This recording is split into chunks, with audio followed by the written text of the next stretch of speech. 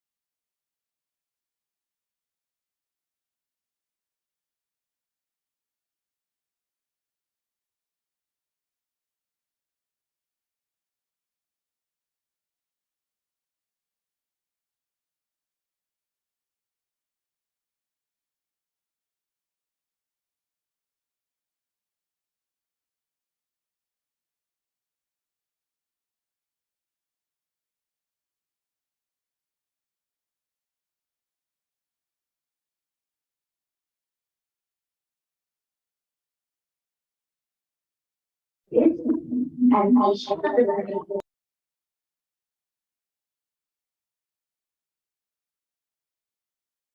and kind of and this observation we are for the variable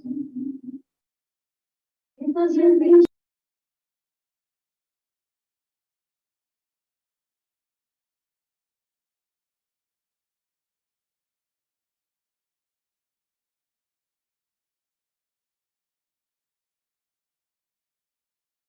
and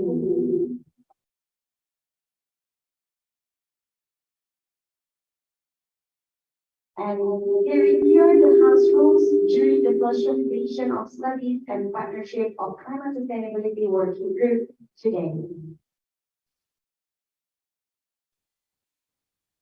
Our committee from Bahasa Global, which will show the house rules. House rule number 1, which is please rename your Zoom account into this format, name underscore institution. House rule number 2, question and answer can be delivered in the Q&A box with format resource person underscore question underscore name underscore institution. During the event, would you please keep your microphone off or please mute your microphone and always keep your video on. Unless it's your turn to speak, to deliver a presentation or to deliver a question, you can turn your microphone on. And then please fill in the attendance list in the link we are providing you. That will be all our house rules for today. And now, ladies and gentlemen, we're going to sing the national anthem together. So would you please rise together for Indonesia national anthem, Indonesia Raya.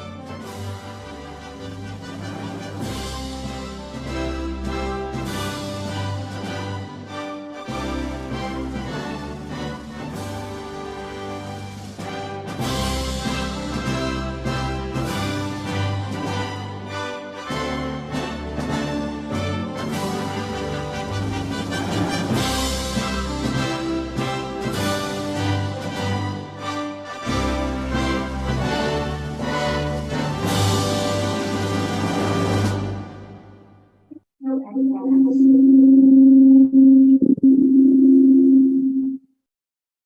Ladies and gentlemen, now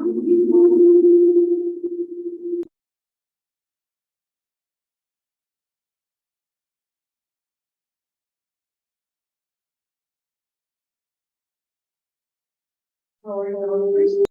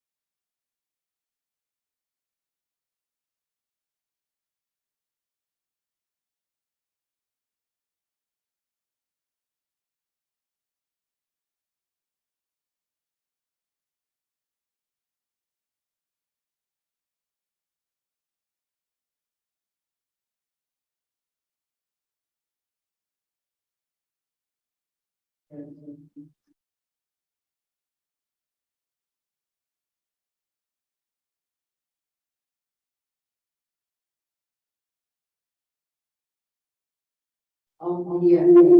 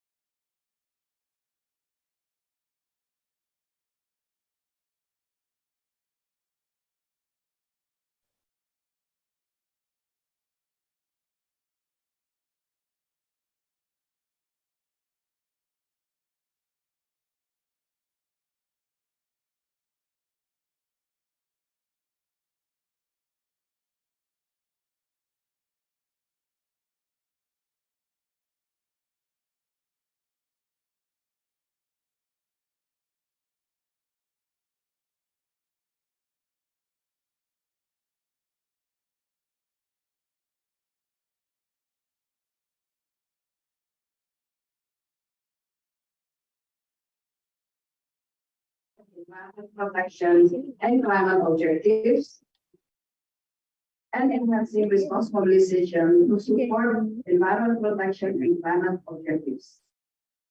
These three studies, or three scope of studies, have been discussed in the workshop in conjunction of the first Environment Deputy Meetings and Climate Sustainability Working Group, second EDM-SWG meetings, and two additional intersessional workshops during this year. The scope of these six studies cover all G20 countries and has been participated voluntarily by all the JSWG delegates with some back and forth process for feedback and revision. The study were used as a reference for building blocks and serve as a foundations for the development of the G20 outcomes. Some findings and recommendations of the study has laid the basis for discussion among members during our deliberation this year. This study also provides pictures and information on the stage and position of all G20 members countries in each individual issues, especially with regard to the climate sustainability concern.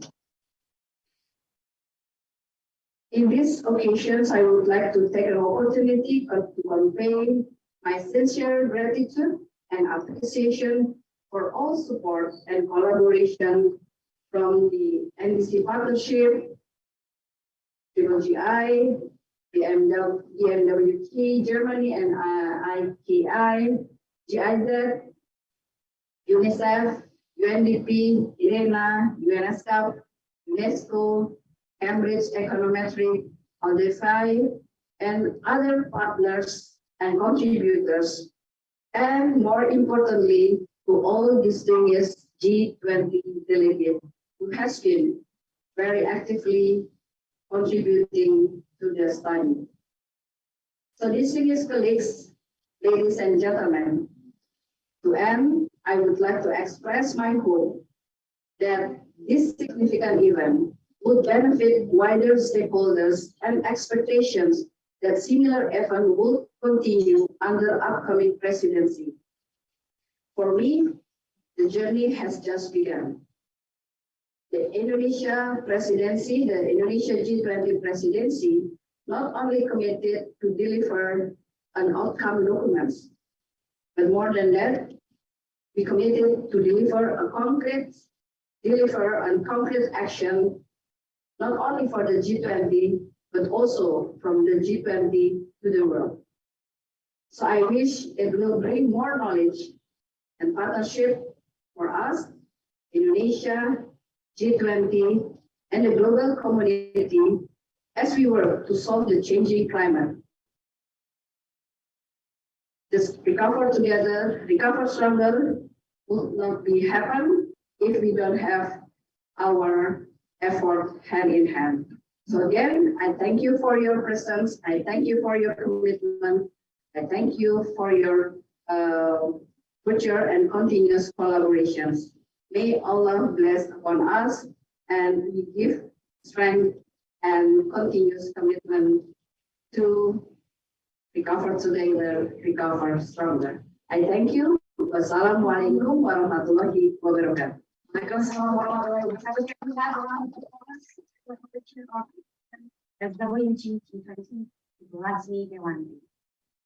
Ladies and gentlemen, it's time for me to invite GGI Indonesia country representative to present the report of final study on climate sustainability working group. So Mr. Marcel Silvius, the stage is yours.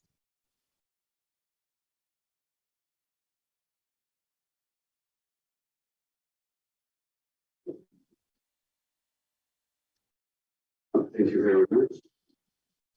I would like to recognize, before I start my presentation, Ibu Lasmi Dewanti, the DG of Climate Change in Indonesia. Also, Ibu Emma Ramawati, the Director of Mitigation, the Vice Minister for Environment and Forestry. Also, Melissa Zarman, UNICEF, and Gert Fleisch from GISF, who are here also present physically at this offline meeting or hybrid meeting here in Jakarta. Very nice to be here with you, and I would like to, on behalf of all partners in this joint collaboration, I would like to thank the Director General of Climate Change and the Ministry of Environment and Forestry for the opportunity for climate sustainability direction in the Indonesia G20 presidency. So I was involved coordination of 6 studies, already mentioned by Ibu Lasmi. These studies were implemented by UNDP, by UNICEF, UNESCO, Cambridge Econometrics, Wuppertal Institute, IRENA, GIZ, and GDPI. I would also like to thank the NDC Partnership for the funding and other support for this work. The study has enjoyed an important findings and recommendations which have been incorporated in the joint statement of the G20 General Summary for the Environment and Climate Sustainability Working Group. These were observed in the inputs during the G20 high-level event in November this year. So, well, actually already mentioned there were 3 priority issues that were being addressed by these studies. Priority issue 1 was about supporting more sustainable recovery of the COVID-19 impacts. The studies in this thematic area underline that the COVID-19 pandemic really severely affected the social and economic situations in the G20 countries, and hence also the prioritization of public spending of these G20 members. It is also concluded the negative impacts of climate change, especially in relation to public health and also social security, and particularly vulnerable in society. The study resulted in some key conclusions and recommendations in relation to this priority, which include that sustainable recovery plans can support the NDC implementation and enhance co-benefits of climate change measures. The conclusion, the recommendation of the G20 members, and especially the members from developing countries, with high vulnerability and low preparedness for disasters like COVID, as well as climate change, should stress the need for major increases in resources. This can be accomplished not only from international public funding, but requires also major contributions from the private sector in terms of investment mobilization. The priority issue 2 was about enhancing opportunities for ocean-based adaptation and mitigation. And the study found that many of the current bilateral and multilateral ocean climate initiatives are regionally based and are therefore not very well linked to the G20 member climate change measures. So a recommendation to strengthen collaboration in ocean-based activities and solutions, and it was considered that this will require a focus on 3 components. One is ocean technology and knowledge transfer. Second is capacity development, and the third is resource mobilization. Another recommendation was to nature-based solutions and ecosystem-based approaches, including ultimately utilizing the potential of nature, such as mangrove and seagrass areas, in carbon capture, and for increasing the resilience of coastal communities. With regard to the third priority issue, it was about enhancing financial services and funding to support climate objectives. There were 2 aspects that these studies focused on. One was on the interdependency between public and private finance. The second was with regard to carbon pricing. The first study concluded that through integration of private and public finance in the standards of private and public finance, we can actually reduce the transaction cost. We can reduce or combat greenwashing. We can ensure positive impact and also build trust for green finance. Public private finance can act as a backbone for enhanced private sector contributions, participation, and investment. The second study on carbon pricing recommended that the tailored approach is needed to G20 members' objectives and circumstances. And that it is important to start simply, then to build over time, both in ambition and in terms of complexity of the projects and programs. And also mentioned that the assess the performance of carbon price mechanisms and instruments that this needs to be done regularly, and that should result in some regular reform. So the studies are really special as they capture the specific scope and the needs of the G20. The study provided many more general and country-specific recommendations, which you will hear about much more in the following sessions, the presentations. We hope that as authors and coordinators of these studies, we hope that the reports, being public documents, will provide a useful basis for all stakeholders in the G20 better inform policy discussions on climate change issues. GGGI and our collaborators, UNDP, UNICEF, UNESCO, Cambridge Econometrics, Bogota Institute, IRENA, and GIZ are very grateful for the support from all contributors to these studies, including many inputs from the G20 members themselves, and also the donors organized through the NDC partnership, that made these studies possible. And last but not least, we're extremely grateful for the direction provided by the Director General of Climate Change of the Ministry of Environment and Forestry in Indonesia to make these studies happen. Thank you very much, and look forward to the next presentation. Thank you very much, Thomas.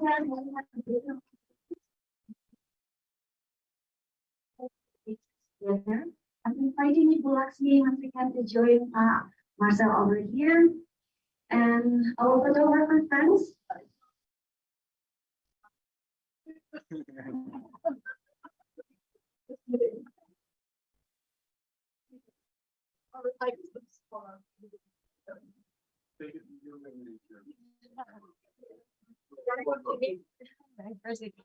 Okay, this one is the first round. Well, it will probably comes up or yeah. I propose the 3, 1. Thank you very much. Oh yes, you have also. This is the official delivery of the 6th report. Part of the whole socialization exercise for the event. Yes, boleh kita kirim dengan speech gentleman. Dari kamu ini. Thank you very much.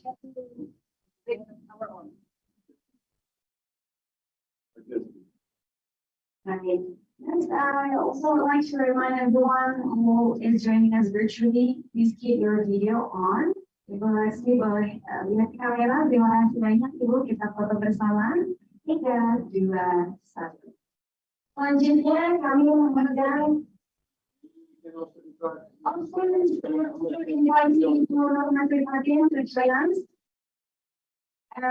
together with Mr. Greg Fleischer, the MUB Cluster Coordinator and Principal Advisor for Climate and Biodiversity of GIZ, together with Ibu Rina Talia, Ibu Mariza Zawan, and Ibu Armida Alishtaban. Ibu Irman, kami mohon juga untuk bergabung di depan.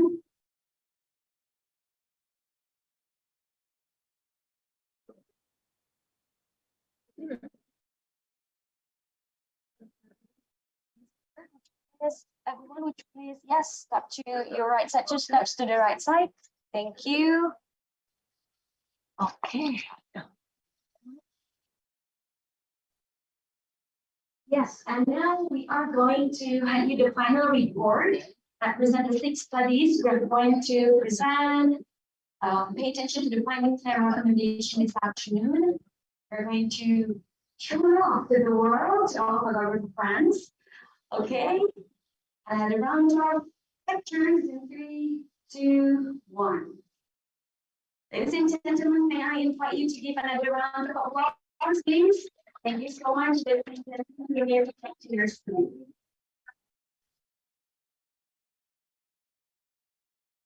And now we are inviting everyone to take pictures virtually. Can you please turn your camera on? We will show the gallery view. We're inviting our authors and contributors to take pictures together. All right, thank you so much, ladies and gentlemen. We're still waiting for Daniel to turn on the video. And everyone who is joining us virtually. Okay.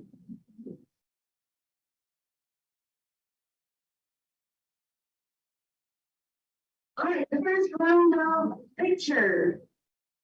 Strike pose, and we're going to say the first round in 3, 2, 1. Okay, another picture. Another shot in 3, 2, 1. Thank you so much, everyone. All right, ladies and gentlemen, and now before we start the discussions today, we are going to show you the highlights of CSWG studies through this video. So enjoy the video.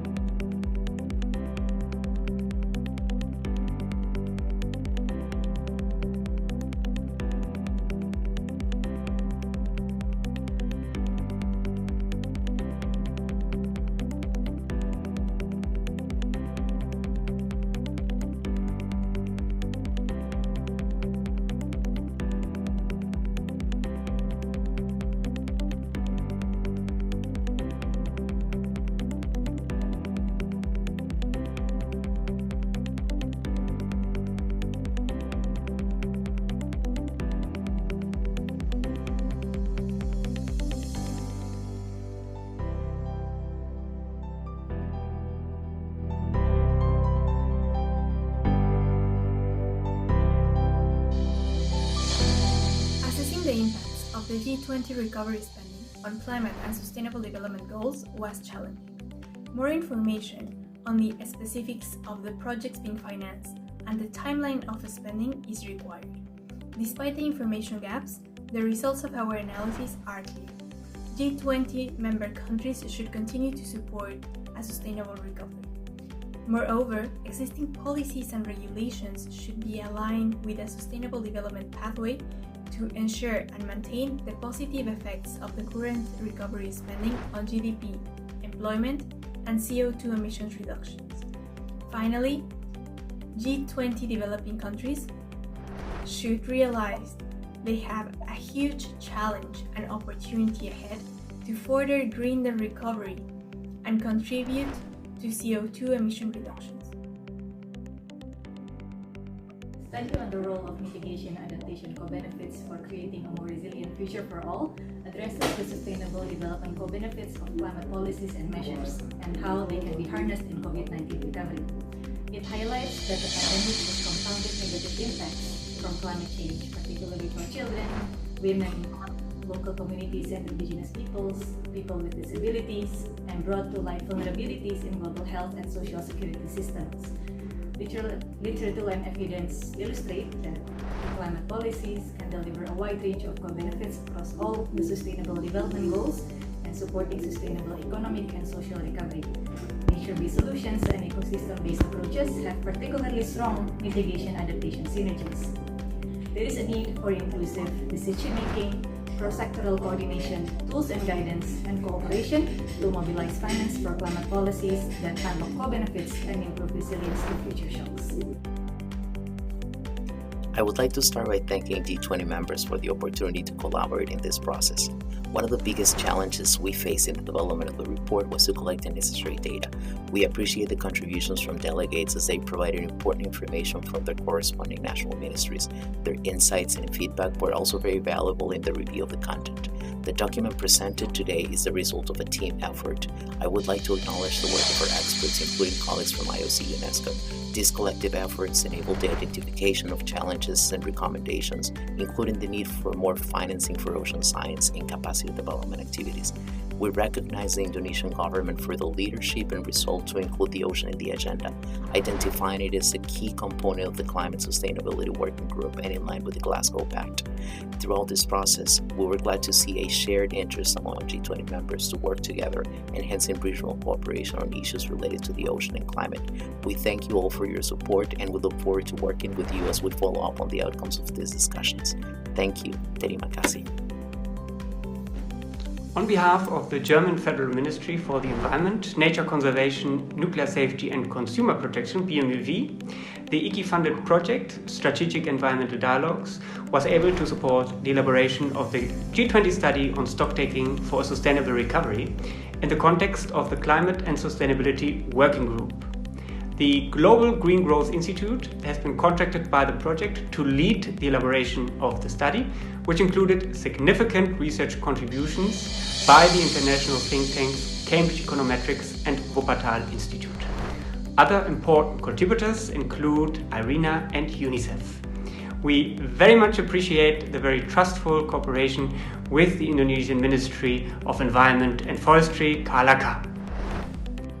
Distinguished delegates, on behalf of the United Nations Development Programme, I thank the G20 Presidency of Indonesia for commissioning UNDP to support the background studies on sustainable ocean partnership, innovative climate finance, and carbon economic value.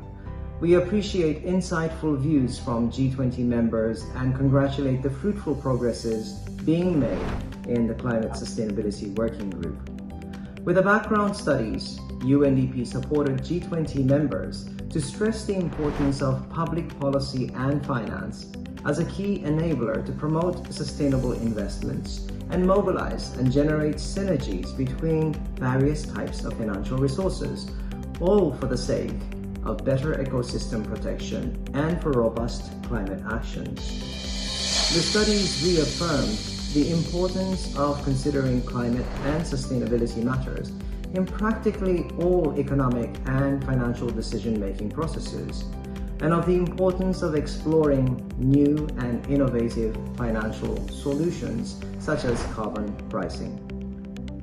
The studies also advocate for increased collaboration for ocean climate actions by promoting ocean partnership among the G20 members.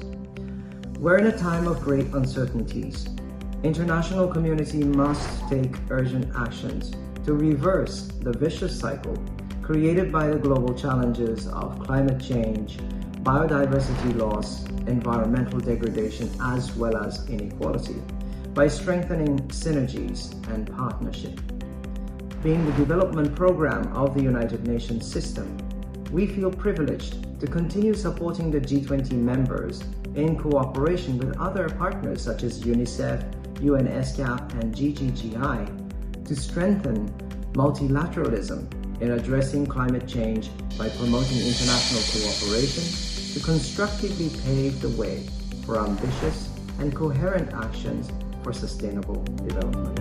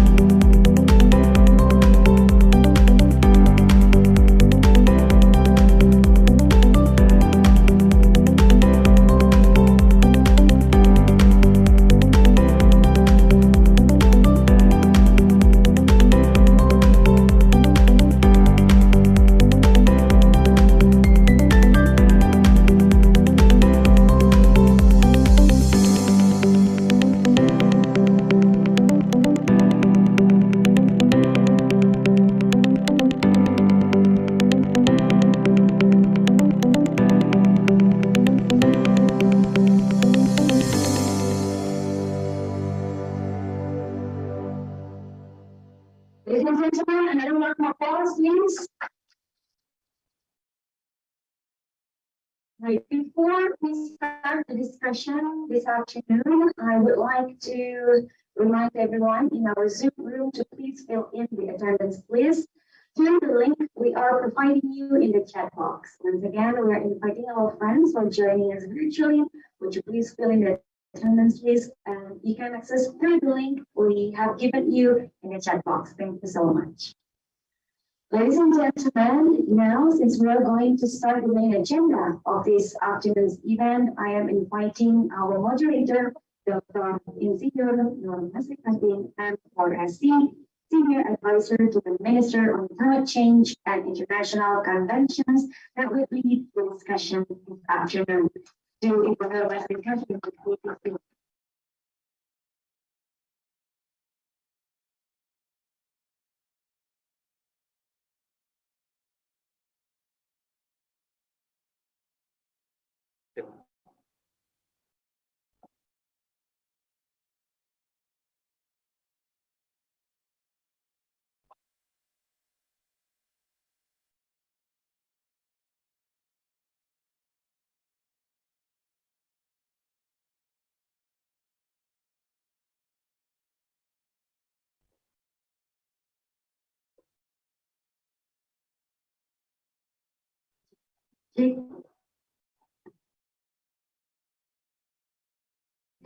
Thank you, Ibu Selvi.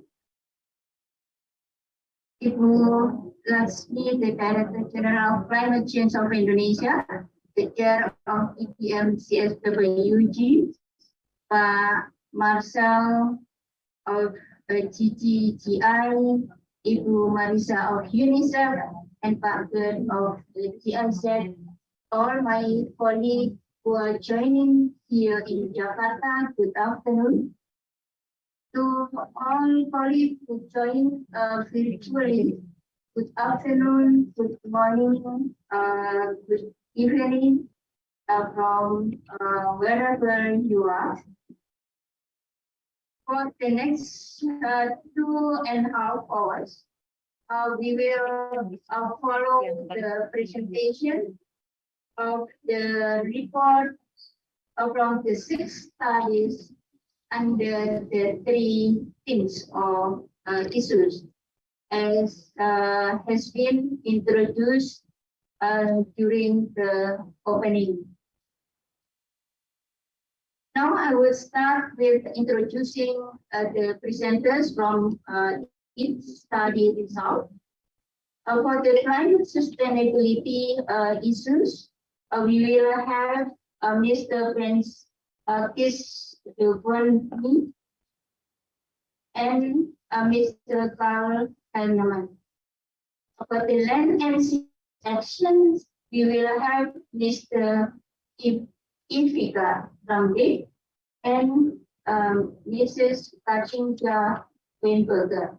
For the research mobilization, we will have Ms. King Su and Mr. Ian Yumeng, who will jointly present the result of the study together with Mr. Barandoya. So colleagues, let's start with the first issue on supporting more sustainable recovery. We will have a session about 47 minutes, including the discussion. So I would like to request to the presenter to complete the presentation within 15 minutes, yes, so that we would have time for Q&A. First, I would like to invite Mr. Francis Dubonny, the senior economist of Cambridge Econometrics, will present to us stocktaking of economic, social, and environmental impact of sustainable recovery, including impacts of NDC implementation. So, Pak Francis, you have the floor. Thank you. Thank you very much. And good afternoon to everyone. I'm waiting for the presentation, to appear. So as it has been said, in the next few minutes, I'm going to talk about the first background study of the Climate Sustainability Working Group. This study is on the stocktaking of economic, social, and environmental impacts of the recovery, including the impacts on implementation of nationally determined contributions. My name is Francis Dubonny, as it has been said, and I'm a senior economist at Cambridge Econometrics. I have been working on the second part of this study, and as it has been noted, this study is a joint work of the Global Green Growth Institute, Wuppertal Institute, IRENA, UNICEF, and Cambridge Econometrics. Next slide, please, if we can go to that. So just to briefly summarize what this study is about and what were our aims in writing the study. So the main aim of the study is to analyze linkages between recovery spending and climate goals, climate targets. We wanted to identify potential issues regarding these kind of linkages, but we also wanted to assess to what extent recovery spending can actually support the achievement of NDC targets and climate targets in general. We also identified and formulated recovery scenarios. We will call these future recovery scenarios, trying to understand the mitigation and socioeconomic implications of recovery policies. And finally, based on literature review and based on the study conducted and concluded, we have provided some recommendations grouped in 6 categories. I will highlight some of these recommendations. Next slide, please. So I'm going to start with the first part of the study, which is a stock taking of announced recovery measures. 5 statements which we felt are important to highlight from this part of the study.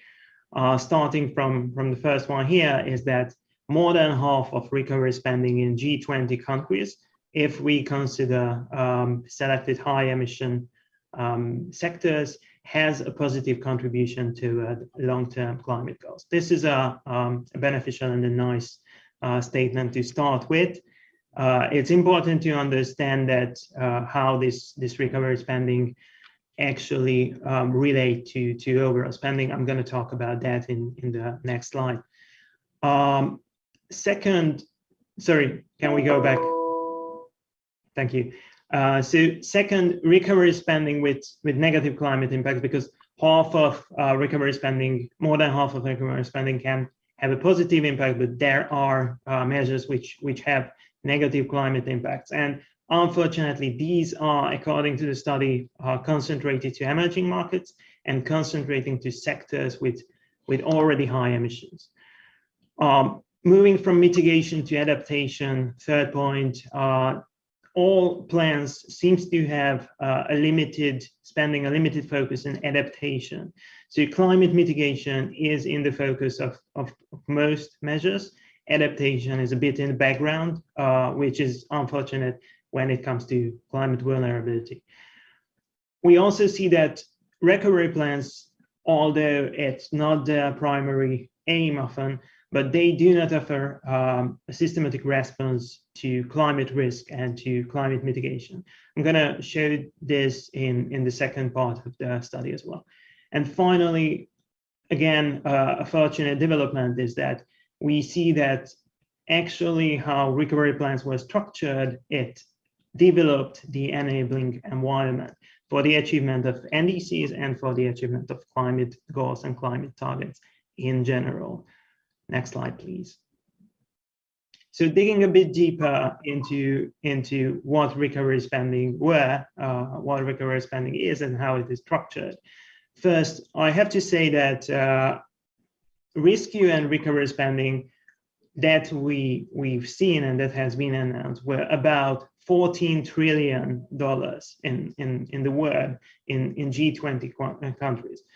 From this $14 trillion, about $3 trillion is what can be considered recovery spending. Recovery spending is differentiated by its focus on long-term goals. And from this $3 trillion, $1 trillion was actually spent or is going to be spent on those selected sectors that we present here. These are sectors that are usually high emission sectors, including energy, transport, and buildings.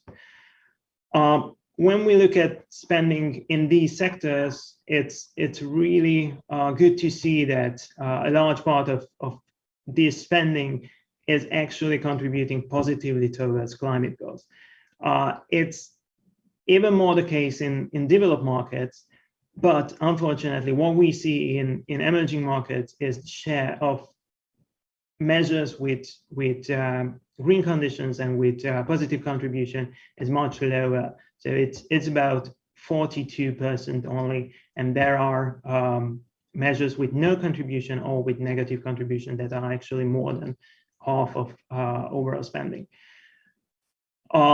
Obviously, the negative contribution is something that can harm the environment, but the no contribution part is also something that can be alarming, because no contribution just means that there is no direct contribution. But given the structure of the economy, it can still create additional emissions. We're going to talk about that later in the second part. Next slide, please. If we look at spending in developed markets versus emerging markets, we first see that about 90% of announced spending of recovery measures in these selected sectors are in developed markets, and only about 10% is in emerging markets. If we look at developed markets, then spending is also focused and concentrated to the transport sector, with more than 60% of spending on climate positive measures, while in emerging markets, we see that the focus is on energy spending. And unfortunately, 55% of this spending, 55% of the magnitude is on energy spending that's not contributing to the climate positively, but contributing negatively. And that is kind of an alarming figure in emerging markets. Next slide, please. Even more, as we consider mitigation and adaptation measures, as I said, most of these measures are, that we talked about so far are concentrating on mitigation rather than adaptation. But when it comes to adaptation, what we see is that spending is really weak, is really small, and spending is relatively small in those countries where adaptation and climate vulnerability might be a great challenge in the coming years and in the coming decades. Next slide, please.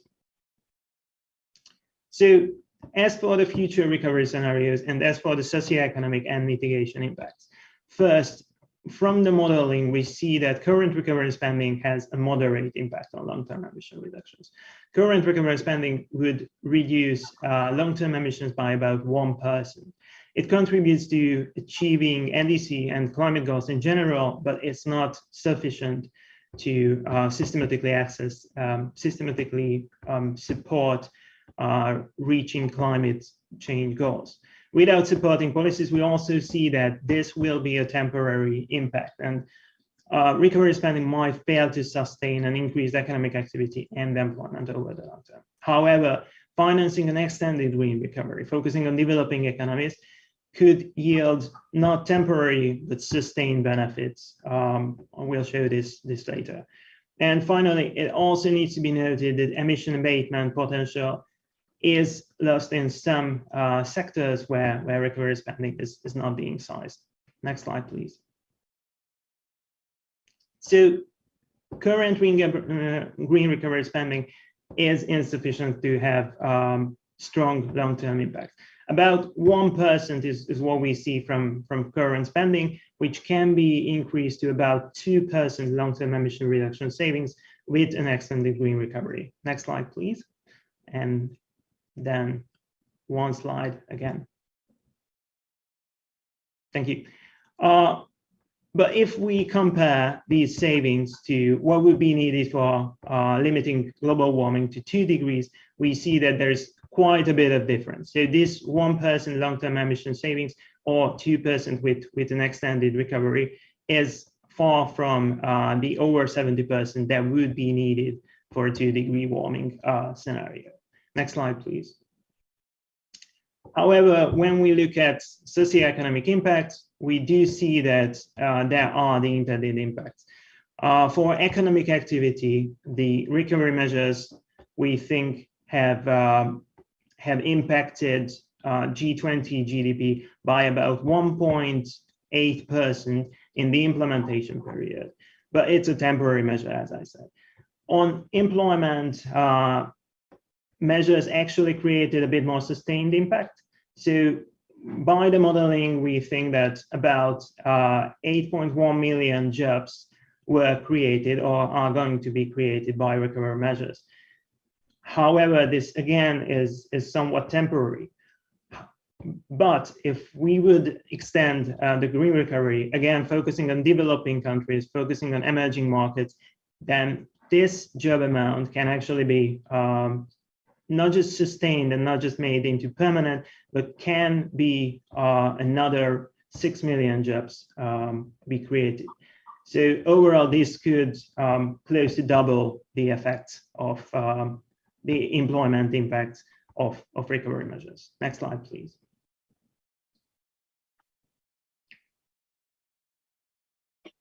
Talking about sectoral impacts, as I said, there are some sectors where the unconditional recovery measures actually created excess emissions rather than reduced emissions. These are industry and other sectors such as services. Here, conditional recovery could help reduce emissions. But in other sectors where the spending was actually concentrated to, we do see emission reductions. Again, extending the green recovery, extending it to or financing it for emerging markets could double the emission reductions that we see, especially in the power sector. And that is because these measures could trigger structural changes in emerging markets. Next slide, please. And as a final point, I would like to show you some of the recommendations that are coming out of the study. So first and foremost, we need to ensure policy coherence between recovery efforts and climate targets. We need to identify synergies and assess trade-offs. And this can be done through prioritization and planning of new recovery support based on financing gaps, based on needs assessment studies, and as Carl will talk about it, based on the potential contribution to SDGs. If this is done, then alignment of recovery measures with NDCs can be improved. Another great tool for doing that is linking recovery support to green conditions and linking recovery support to promoting green jobs, which we really would like to advise for member countries. Increased resource allocation for disaster risk management and adaptation is something that I'm highlighted before as well. And as for financing, measures need to be included in countries' annual budgets. We advise through performance-based budgeting or climate budget tagging approaches. But private finance also needs to be crowded in. It needs to be there for recovery and needs to be there for NDC implementation. Blended finance and innovative financing mechanisms are two ways of doing that. And as we've seen, an extended recovery focusing on emerging markets would be beneficial for basically for the whole world. So prioritizing those with high vulnerability and increasing available financial resources for emerging markets could be a priority. And finally, monitoring the ongoing recovery and continuously assessing synergies and trade-offs between recovery and climate targets is something that we think can be done through cross-ministerial, cross-sectoral technical groups in coordination with climate and development objectives. And with that, I think that's the last slide. So with that, I would like to thank you for your attention. You can go to the next slide, please. And we would like to thank for all of the contributing institutions and contributing entities and hand it to my colleague Carl, who will talk about co-benefits. Thank you.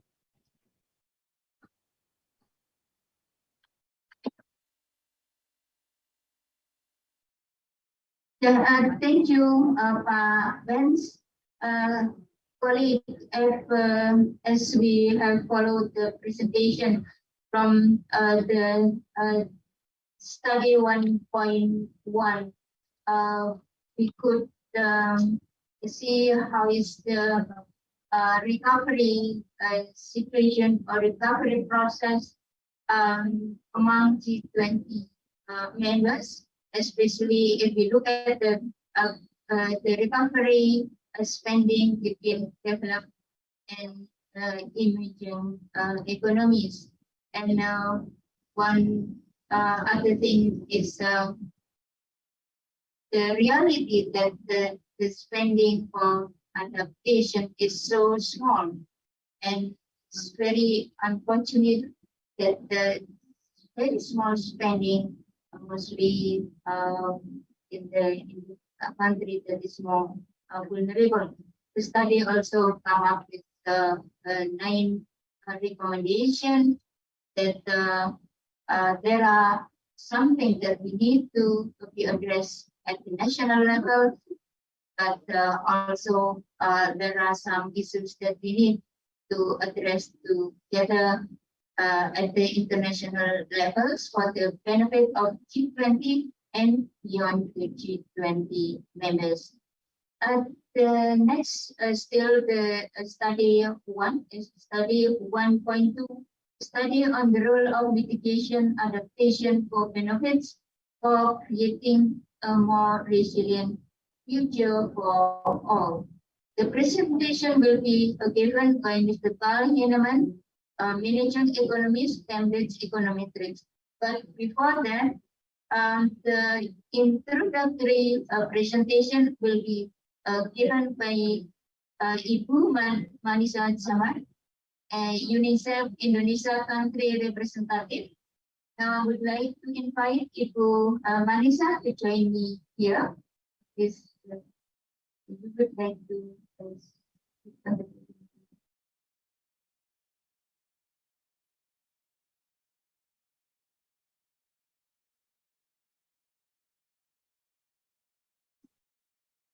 Thank you so much, Ibu Lakshmi, Dewan Director General of Climate Change Control, Ibu Nur Masripatin, Senior Advisor to the Minister, all the partners here, distinguished delegates from G20 countries and participants from different international organizations, all protocols observed. Selamat siang, assalamualaikum, and greetings from Jakarta. It's really an honor to address you in this event and actually introduce the study on the role of climate change mitigation and adaptation co-benefits for creating a more resilient future for all. The climate crisis, ladies and gentlemen, is a child rights crisis and risks in undoing decades of hard-won progress on children's basic rights, including rights to water, to education, to safe and healthy environments. Children will bear the brunt of climate change. They increasingly are raising their voices and they're acting.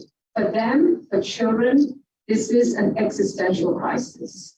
And they're often not given the chance to actually participate in making decisions. In this context, UNICEF welcomes the G20 Climate Sustainability Working Group focus on the role of climate action co-benefits for a sustainable recovery, as well as work on harnessing innovative financing mechanisms for climate resilient development. The study analyzes compounding impacts of climate change and COVID-19 on social systems, but also the most vulnerable people. It maps climate policies and measures in G20 countries and models co-benefits of adaptation and mitigation for all sustainable development goals, and also the essential social sectors providing services that children so depend on. It provides recommendations to unlock those co-benefits, including through inclusive decision-making in a cross-sectoral manner. Our colleague, Carl Heinemann, will present this study that's supported by UNICEF and GIZ on behalf of PMUV. Together, the G20 has an instrumental role by taking the knowledge of this study and promoting it into action in your own countries, in the G20 cooperation, and in your cooperation with other countries. You can lead the shifts that are needed to recover together, to recover stronger, while achieving the SDGs and building a more resilient future for all. So UNICEF affirms our support to this process and climate actions that unlock co-benefits to sustainable development goals, particularly those that benefit children. In closing, let me thank the Ministry of Environment and Forestry of Indonesia for this leadership and putting co-benefits of climate action for and with children on the agenda, and of the G20 Climate Sustainability Working Group. I also want to thank the G20 for reconfirming and reaffirming your commitment to this mission. Thank you so much, and we really look forward to continuing our work together.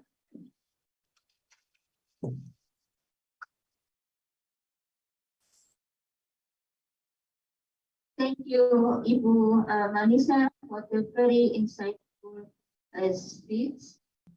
The next, I would like to invite Mr. Carl Hinaman to give this presentation. Thank you very much, everybody, for having me. Thank you to Ibu Manisa for her introduction, and thank you more generally to UNICEF for the really effective collaboration on this joint project. So welcome, everybody. I will give you a brief whistle-stop tour of study 2.1.2, which is about the role of adaptation, mitigation, co-benefits for creating a more resilient future for all. My name is Carl Heinemann. I'm also with Cambridge Econometrics. Can move to the next slide. So as Ibu Manisa has already introduced it, the study covers a stock take of the compounding, well, disproportionately bad impact that COVID-19 and climate change are having on vulnerable groups in society and on key social systems. And we use that as a backdrop to then look at climate policy interventions and how climate policy interventions can deliver co-benefits, social and economic co-benefits that relieve some of these negative impacts in the second chapter. We then look at challenges and barriers identified in the literature to implementing such climate policy measures that deliver co-benefits and as a tool to guide policymakers to overcome some of these barriers and unlock co-benefits from climate policy. We've got a fourth section looking at the recovery measures implemented by the G20 governments and to what extent they have the potential to deliver such social and economic co-benefits. And finally, we synthesize the analysis into policy recommendations, both for national governments, but also for the G20 collaboration. So let's start with the next slide, please. So in chapters 2 and 3 of the report, you will find in chapter 2 an analysis of how climate change and COVID-19 have really had jointly negative impacts on vulnerable groups and social sectors, so in healthcare, education, agriculture, and water and sanitation, and so on. And I'd just like to highlight the negative impact on children in particular. So both climate change and COVID-19 mean significant disruptions to children's education in many areas of the world. So from COVID-19 through the lockdowns that were implemented, and as a result, children not being able to attend school. But climate change in the same way in many areas puts strain on educational attainment by making it difficult for pupils to go to school, where extreme weather disrupts education, but also where there may be forced displacement as a result of climate change, or where climate change means children are actually need to go work to substitute for lost incomes, where climate change disrupts the economic activities of families.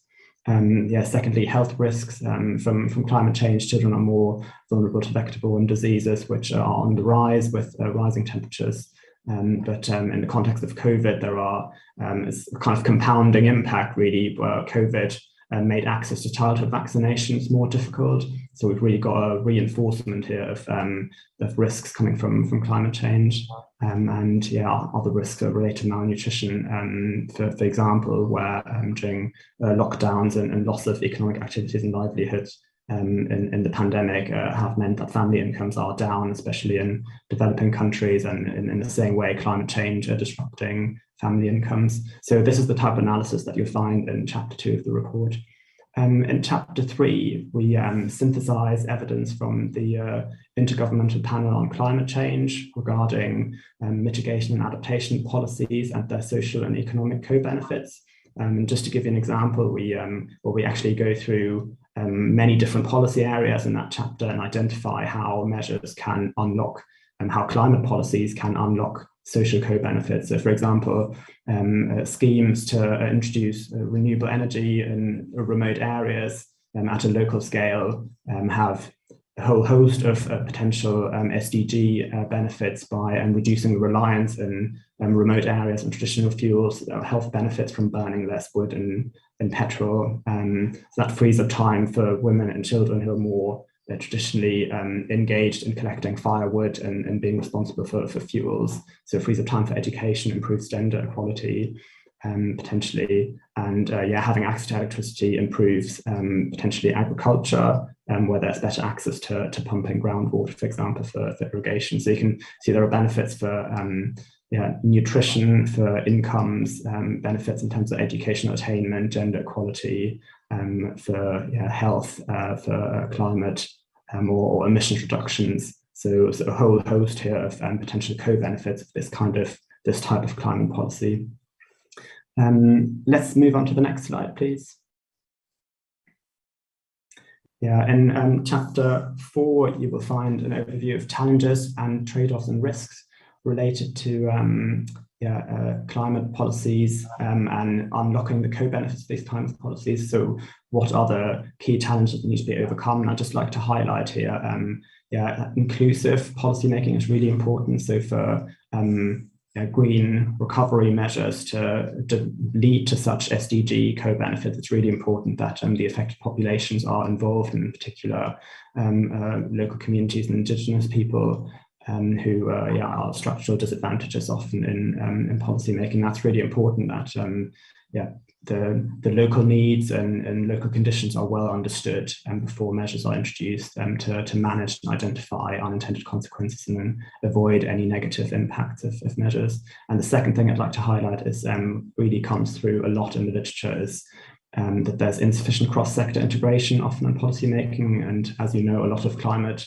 related measures require coordination between different parts of government. So a classic example perhaps would be what's happening in the Western world, massive subsidies for electric road transport, so electric cars, but that needs to be accompanied by electricity grid upgrades and charging points to really make that a viable option for people. So it's not just one intervention that needs to be done, it needs to be coupled with a whole host of other interventions.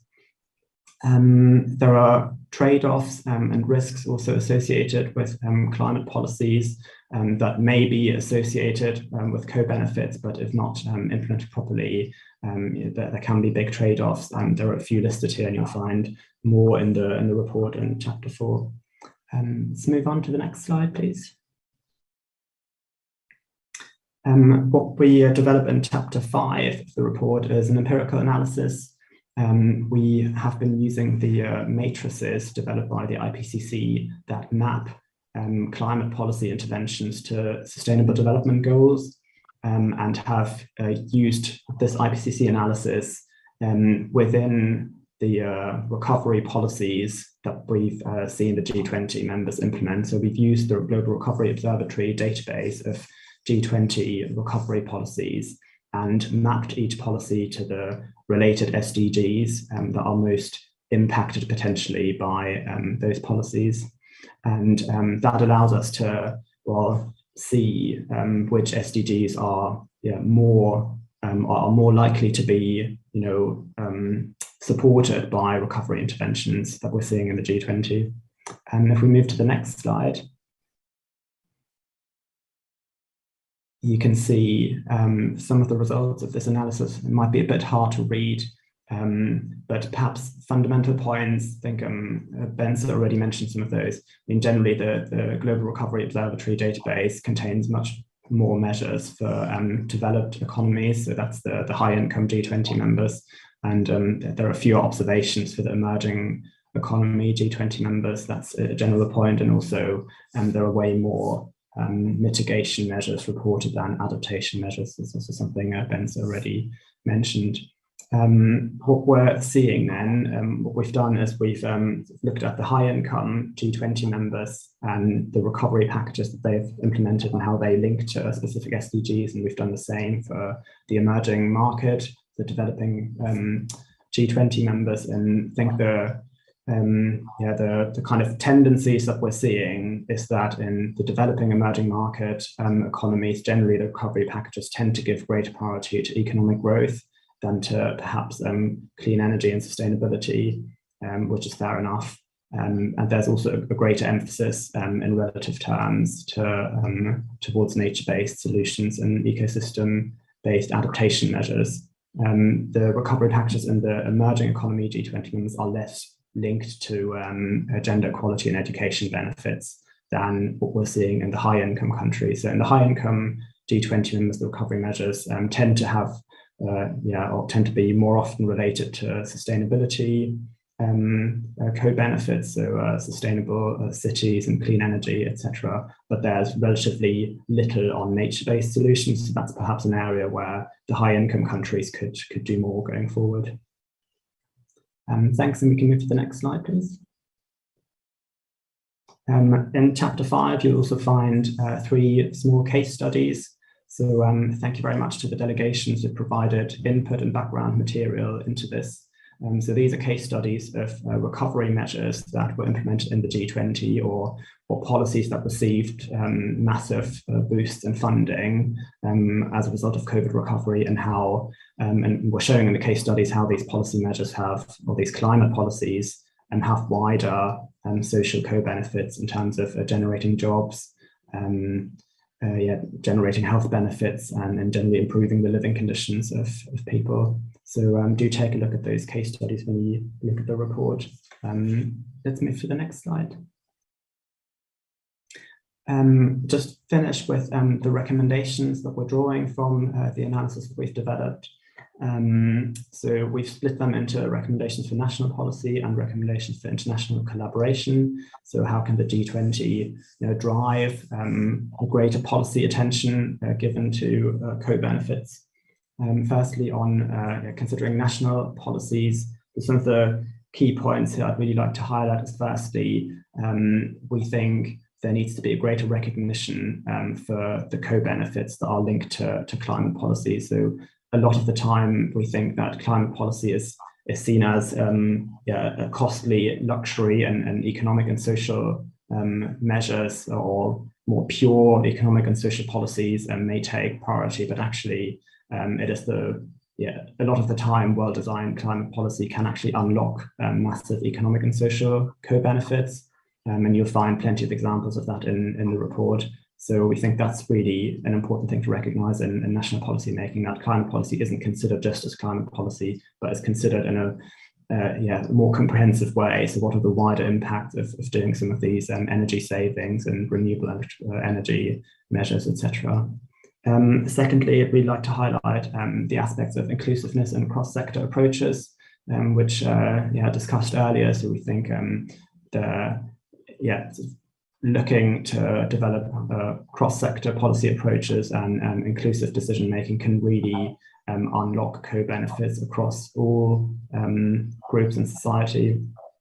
And fourthly, I'd just like to also highlight a few other points here that we've found or come across a lot in the literature. So firstly, recovery policies should avoid measures that perpetuate a fossil fuel lock-in, so ongoing dependence on fossil fuels. And we think, there are some of these issues that we're seeing in chapter 2, where we're looking at the negative impacts of COVID-19 and climate change that are really linked to fossil fuel-based systems. So that's another recommendation that's important. And finally, as Ibu Maniza mentioned, we're seeing a lot of very strong mitigation adaptation synergies and co-benefits from nature-based approaches. So especially for the high-income world, we think greater attention could be given to those. And now in terms of recommendations for international collaboration, really the message is that the G20 are in a good position to champion some of these points that I've just mentioned for national policy. So champion cross-sector approaches and inclusive policy making, and champion the recognition of co-benefits from climate policies and how climate policy can really help drive economic and social recovery. And we think this could be done by setting up or enhancing perhaps CSWG in some way with a cooperation framework that's specifically focused on climate policy co-benefits and facilitates knowledge exchange and collaboration on those kinds of policies. And finally, I'll also raise the point of finance. So one of the barriers to unlocking successful policy is obviously access to finance in many places. So yeah, I'd just like to draw the links here to study 1.1 and study 3.3, I think in particular of this work program, which were looking at finance in particular. So that's me. Thank you very much for your attention, and thanks to the conference organizers and the ministry for having us. Thank you.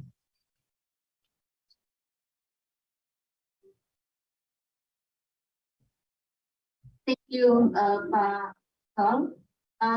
Colleague, we finished the presentation of the study 1. The study 1 and 1.2 interconnected as we followed from the first presentation to the second presentation. And now we would like to take some question from participants. And first, yeah, we have some questions that we collect from the Q&A box. But before that, in case there is a colleague would like to take the opportunity to have question spontaneously, if you would raise your hand, then we could take up. Otherwise, we will take up the question that already received. Yeah, my colleague will read the question for Mr. Carl and Mr. Vance.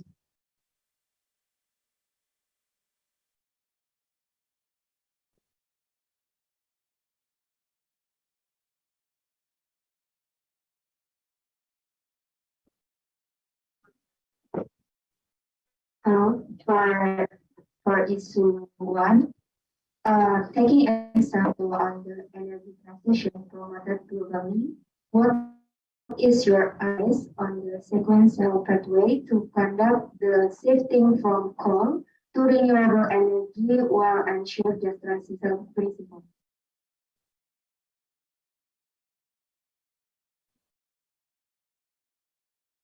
For the second question, to Mr. Vance, could you clarify regarding recommendation number 9, recovery target from recovery target? Yeah, thank you, Gary. Yeah, please, Pak Vance, who would like to start? Pak Vance, What's the first question for me? I really couldn't hear it very well. Is it possible to repeat the first question if it was for me?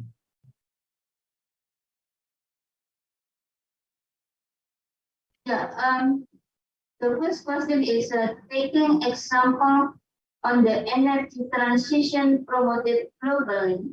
What is your advice on the sequential pathway to conduct the shifting from coal to renewable energy while ensuring just transition principle? So I think the question is about the energy transition and how we can achieve a fair energy transition. Is that correct? Yep. Yeah.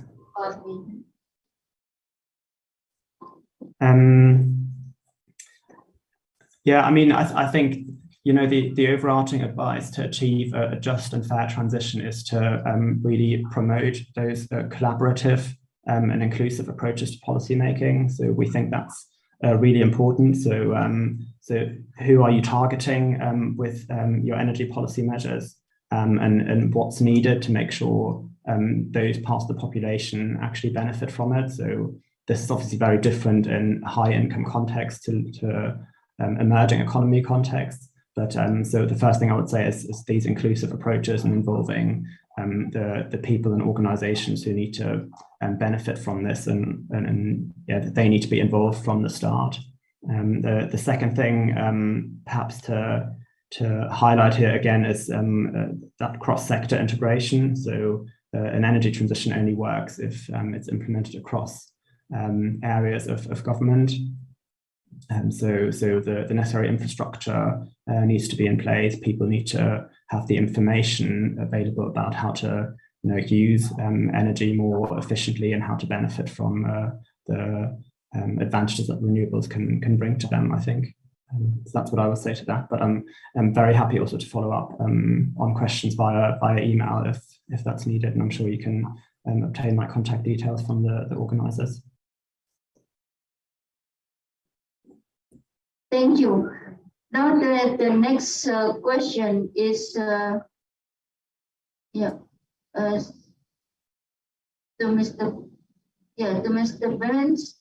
Based on your findings, how much proportion or how many percent ideally should be allocated budget for adaptation?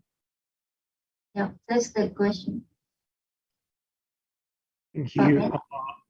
So I will try to say something, not necessarily answer this question, but also answer the question regarding the 9th recommendation.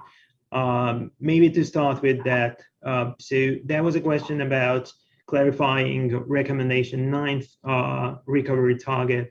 So just to remind you, our 9th recommendation was to implement a cross-ministerial, cross-sector technical group to evaluate recovery targets in coordination with national climate and development objectives.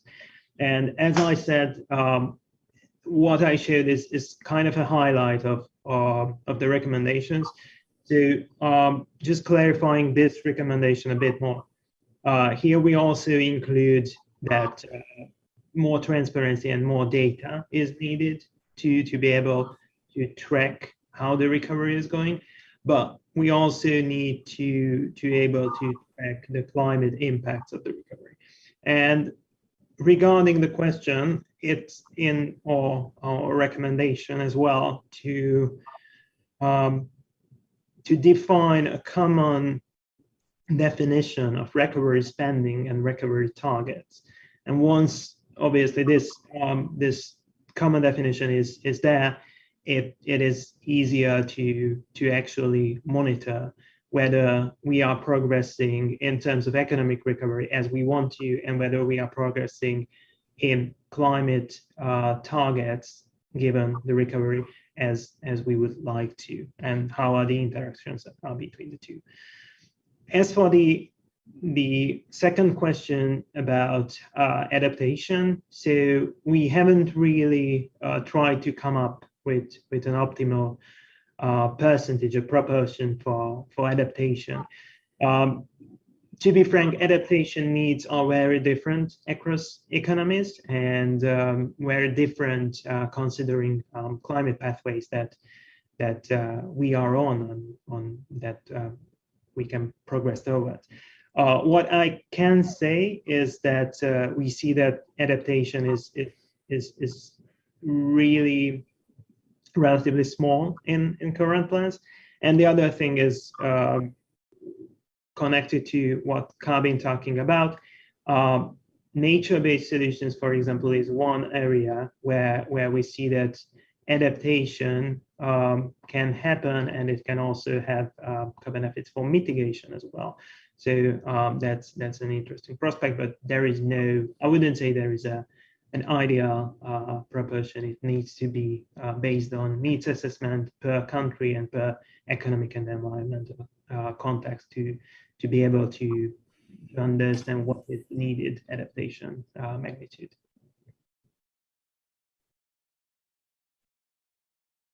Thank you, Mr. Benz. Colleague, because of our time limitation also, I think we should move to the next session. So thank you very much, Pak Benz and Pak Carl, for the excellent presentation. Also, your response to the question from the participant. Thank you once again. Colleagues, now we move to the next study, the second study, enhancing plan and CP's actions to support environment protection and climate protection. First presentation on strengthening action and partnership for sustainable ocean initiatives will be given by Itika Trambik, lead writer for Sustainable Ocean Partnership. Now I would like to invite Itika. Itika, you have the floor. Thank you. Can you hear me? Yeah, clearly. Can you, okay, thank you. Can you start with the slide? Okay. So this study is a little bit different from those that we heard already before. It's less in numbers and figures because it aims to identify possibility for a joint effort of G20 countries to address the issue of climate change with a focus on the oceans, which is considered as one of the most important ecosystems that is responsible for the climate in general, and also that is where the impacts of the climate change are felt the most. So the aim of the study is to identify the opportunities to enhance cooperation and partnerships among G20 countries for a more robust response to critical ocean climate related issues that require urgent action. Next. So there's a few objectives of the study which also identify and define the scope. First is to identify and analyze the current status in multilateral, but also unilateral, the country, individual countries' ocean climate change related initiatives. So we're not starting here from scratch. We understand that there is a large number of already existing initiative, and the point was, to analyze what is their current status and how to create value added by eventually bringing together these initiatives within the context of G20 countries. The second objective is to identify gaps and challenges of the existing initiatives that may then eventually lead to a new framework for action, eventually again in the form of G20 countries partnerships. The third objective was to understand how a common sustainable ocean initiative can strengthen and accelerate the realization of the G20 countries' climate change objectives and beyond, not only involving G20 countries, but the point is to extend the geographical scope of these initiatives. Then the fourth is to give objective was to give recommendation to strengthen these actions and what should be done in a short and a long term. And the fifth was to identify, to provide guidance for a capacity development on different aspects of sustainable ocean climate initiative, not necessarily going into details what exactly are the subjects for training, but how to define the framework. Next. So when we made an analysis, we found that there are several key findings, which I'm going to go briefly through now. The first is that, as I said before, there is a variety of international partnerships and actions, either multilateral, which includes many countries, or bilateral or unilateral. So, there is a large variety. The second key finding is that none of these climate initiatives that is currently in operation involve all the G20 country members. So this power that the G20 countries possess in terms of their economic performance and the capacity is not, in a sense, fully utilized because they have not been to all of them together in one of these initiatives. So that may lead us also to the third finding, which essentially many of these initiatives lack adequate financial means, primarily to implement concrete actions to adapt and to mitigate to the climate change. Then none of these existing partnerships is exclusively focused on ocean climate issues. They are focused on ocean governance or the various tools, specific subject, but in a more integrated framework in a strategic sense. And that's the next key findings. We find a lack of partnerships, existing partnership. They don't have this over-encompassing strategic framework that will help implement actions that are exclusively focused on ocean climate change. However, all G20 countries have their own climate policies and plans, and they are actually employing a number of unilateral ocean climate measures to mitigate climate change or to adapt to climate change. So this is the positive aspect. And they, as I said, these are being in implementation, and we already have a positive movement in that respect.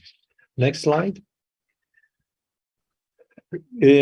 Moving from the findings, we try to identify what are the key challenges that are being faced by the existing partnerships. And actually, there are four key challenges. One is the regional fragmentation, because many of these current bilateral or multilateral ocean climate initiatives are regionally based. So this somehow limits their potential. Second key challenge is that there is inadequate financing to implement action. That's something that I already mentioned. A limited focus on climate change and limited integrated strategic framework to achieve ocean climate mitigation and adaptation objectives. So, these challenges are extrapolated from the main findings, and we think that these are the most important ones that need to be addressed if we want to have an effective G20 ocean climate partnership in the future. Next. So from here, I would like to move to a proposal. So proposals are divided into a short term and the long term. Short term are those that should be carried out within a year at most, and the primary aim is to raise the awareness on the need for a G20 ocean climate partnership, so that the process can start and that it can be carried forward into new presidencies of the G20 countries. So so this is short term, but it's very important, because if success will not be achieved at this step in the short term, then we cannot expect changes in the long term. So the first step, of course, is to prepare communicate, to create partnership during this Indonesia presidency, and hopefully it will be carried over to the next India's presidency to continue these activities. Then there should be a soft launch of the G20 climate partnership, not with a big fanfare, but all kind of events should be used to soft launch it, and in order to promote the partnership and its values, to explain to countries what is the value added of the partnership.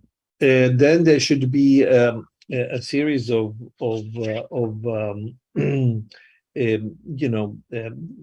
carried out partnership workshops that invitation for that should be extended to all the G20 countries and also other countries that will show the interest, because the point here is, to the point of the partnership is to extend the constituency first of all G20 countries. The more countries are participating, the stronger the partnership is or will be. And the next step is also to extend the partnership beyond G20 countries, so that it really becomes the movement that is led actually by extremely big potential that G20 countries can put on disposal to solve the issue of ocean climate change. Of course, very important is to organize knowledge sharing sessions that will be supported by the partnership.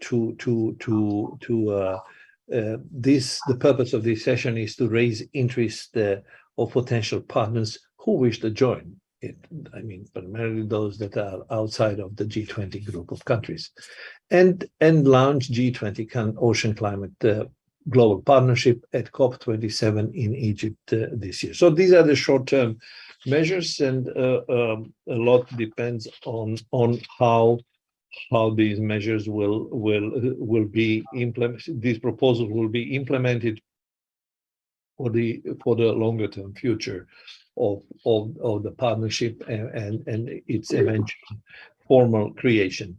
Next, and that leads us to a series of long-term proposals. Some of them is just extension of the short-term proposals. Some are new. So what countries can do through the means at their disposal is to promote integration of nature-based solutions and ecosystem-based oceans, as well as coastal services, utilization of coastal services in ocean governance. This is something which is at the basis of any climate change related intervention. Countries should promote the importance of ocean-based solutions for mitigation and adaptation to climate change, develop capacities for ocean governance, however, with a focus on ocean climate change and the integration of relevant ocean-based solutions.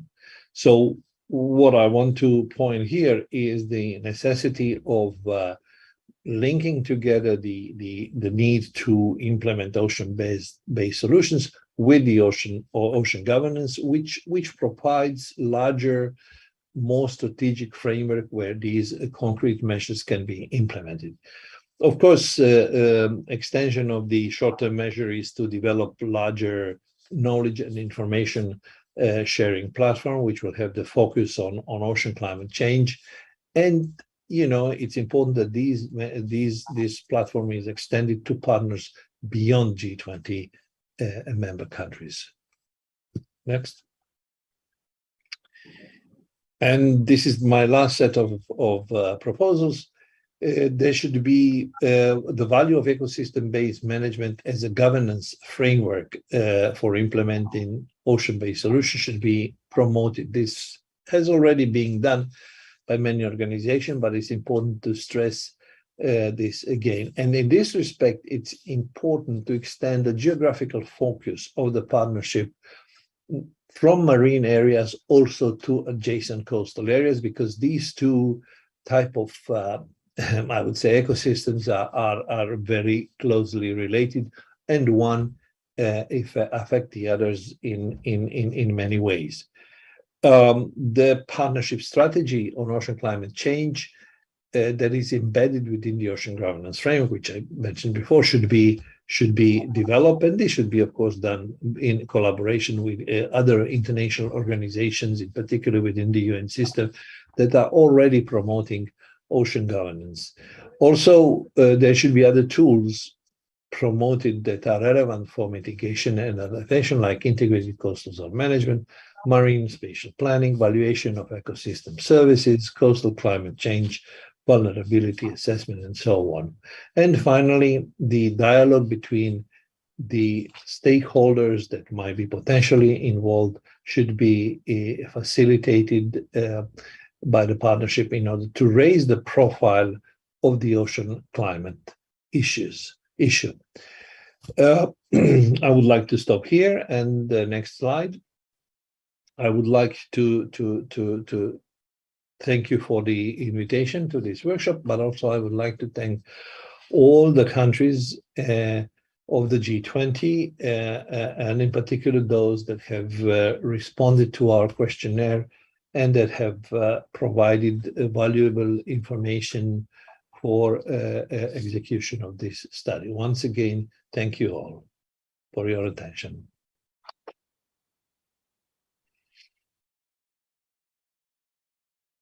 Thank you, Ifika.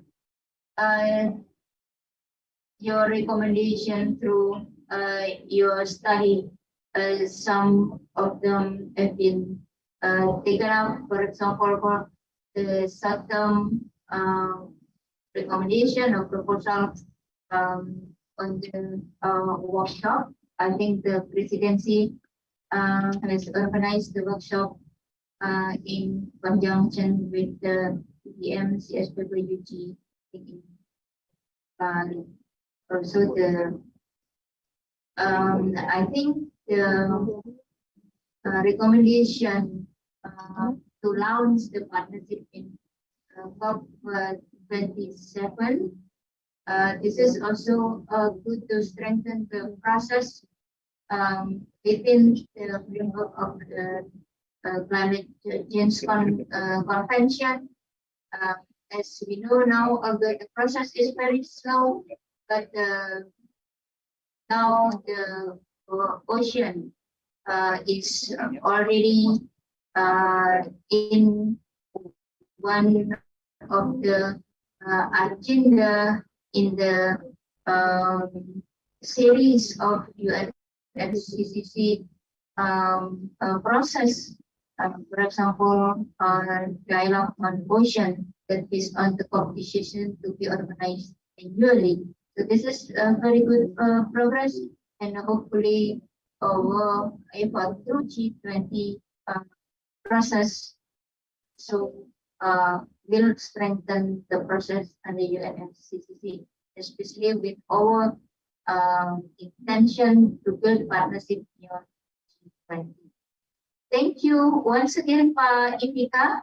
Our colleague, next we will follow the presentation on promoting ocean-based solution to climate change through enhanced cooperation in science, research, and innovation that will be delivered by Ms.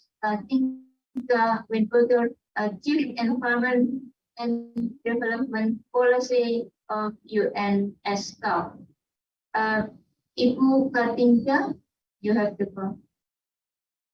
Thank you very much, Your Excellencies, distinguished delegates. Yes, there are my slides. I would like to wish all of you a very good afternoon. And it is my real pleasure to present today to you the findings and recommendations of study 2.2 on the promotion of ocean-based solutions to climate change through cooperation in science, research, and innovation, which we have developed in partnership with the Intergovernmental Oceanographic Commission of UNESCO, including also the support from several experts and consultants. And I think it links very nicely to the presentation that we have just heard on the need for stronger collaboration across G20 on the ocean science nexus. Could I have the next slide, please? So I would like to start by outlining to you very briefly some facts that had motivated the contents in the study. These are facts that have been elaborated in recent publications, such as the IPCC special report on the ocean, the cryosphere in a changing climate. Just to bring to your attention again that as a key regulator of climate and weather, the ocean plays a very crucial role in the Earth's climate system. We know that the ocean has been warming since 1970 and has absorbed more than half of all excess heat in the climate system. This rate has doubled since 1993, and the ocean takes up over a quarter of global CO2 emissions annually. Because of its capacity and its interrelationship with other ecosystems, the ocean provides a range of solutions to both climate change mitigation and adaptation, and can also contribute to enhancing resilience. Such solutions include carbon sequestration, which could provide up to 1/5 of the carbon mitigation that is needed to meet the Paris Agreement goals by 2050. So G20 members are encouraged to identify common areas of cooperation and investments in ocean science, marine technology, and innovation that are necessary for an enhanced understanding of the ocean climate nexus. And in this context, nature-based solutions and ecosystem-based approaches should be considered for policymaking. This includes investing into blue carbon storage for climate change mitigation, and also increasing marine protected areas to preserve key ocean ecosystems, especially around mangroves, around salt marshes, seagrasses, and coral reefs. Can I have the next slide, please? Looking at existing challenges faced by G20 members, let me just emphasize here that overall G20 members are not on track to deliver SDG 14 by 2030. Our analysis provides that for 13 out of the G20 members, major challenges remain, and in 6 member states, significant challenges remain. Ocean-based solutions are underutilized. Ocean-based solutions to address climate change remain largely unexplored, undervalued, and underutilized, both by policymakers and decision makers. We also see that there is poor data and statistics on the ocean and its ecosystems, and also their interaction with human pressures, which negatively affects the ability of governments to make evidence-based decisions on the management and use of coastal and marine resources.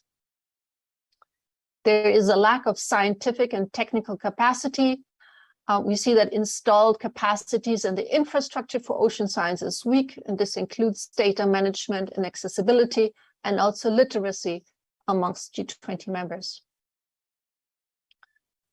What we also observed was a lack of integrated and adaptive management for achieving a sustainable ocean economy, which leads to a need for more effective monitoring and enforcement of policies and ensuring their environmental and social compliance. And we see an insufficient financing of ocean science, research, and technology. And this is true both in absolute and relative terms. Globally, only 1.7% of gross domestic expenditure on research and development is allocated to ocean science. Can I have the next slide, please? For the development of this study, we conducted an initial gap analysis, which included a survey for which the inputs from national ministries was crucial. And below, I present some of our key findings from this survey. Up to date, only 12 G20 member states have developed an ocean science strategy or a plan, and 7 publish a national science report.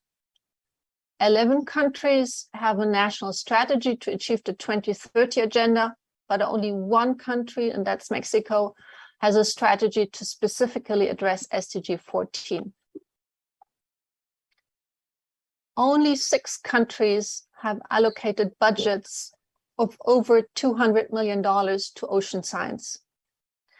And when we calculate ocean science spending as a percentage of GDP, our figures show that 11 of those 13 G20 members that had reported ocean spending provides significantly less than 0.5% of GDP on ocean science. There's one notable difference with the United Kingdom, which reports 1.1%. Also, the technical capacity of ocean science remains very unequally distributed, with a very large spread in the number of ocean science personnel, which ranges from 87.7 ocean scientists per million inhabitants to only 0.8, and with an average of 62 ocean scientists per million. Can I have the next slide, please? Only 2/3 of the governments supporting the Paris Agreement have included nature-based solution actions into their national climate plans. In 2020, the World Bank's nature-based solutions portfolio had included a total of 70 projects, and most of them were focused on water and disaster risk management, which also includes the need to increase such projects in the future and to broaden their scope. What I would like to emphasize is, and we've also heard this in the previous presentation, all G20 members have climate policies and plans. Countries such as the US, Germany, and France have fully adopted ocean-related climate initiatives and incorporated them into national strategies. And a couple of other countries, say Australia, Russia, and Saudi Arabia, have initiatives in place to protect and to use the marine ecosystem services to address climate change. Next slide. And just quickly going back to the technical capacity of ocean science, which I had referred to in the previous slide, the graph that you can see up here now shows the number of ocean science researchers included in national workforces of G20 members. On the left side, you see the numbers of scientists per million, again, ranging from 87.7 in South Africa to 0.8 in India. On the right-hand side, we see the percentage of female ocean researchers. And here, for instance, we see that Turkey shows 53.9%, whereas South Africa reports only 30%. What I really want to emphasize here is the need to invest more into human capacities on ocean science to increase these numbers, and in doing that to also achieve a gender balance. Can I have the next slide, please? I would now like to, on the next couple of slides, summarize the recommendations presented in the study. The first recommendation is to strengthen cooperation, enabling an appropriate environment for the generation of ocean-based solutions. So this very much underscores the recommendations from study 2.1. In our view, this requires two key components, the ocean technology transfer and capacity development, and the second being resource mobilization. In our view, fundamental ocean technologies encompass the development of a digital twin of the ocean, robust data collection and sharing, and enhanced global ocean observation systems. And we believe that cooperation among G20 members in the transfer of technologies is essential to the promotion of ocean-based solutions. This transfer process must be accompanied by capacity development activities. Then strengthening finance, resource allocation, and mobilization requires an increase in national budgets allocated to ocean science and ocean education programs, as well as optimizing resources, both financial and in kind. And this again requires the identification of priorities for investments into effective ocean-based solutions. Likewise, we recommend to build solid partnerships with the private sector and also with private foundations, which could help to mobilize additional funds.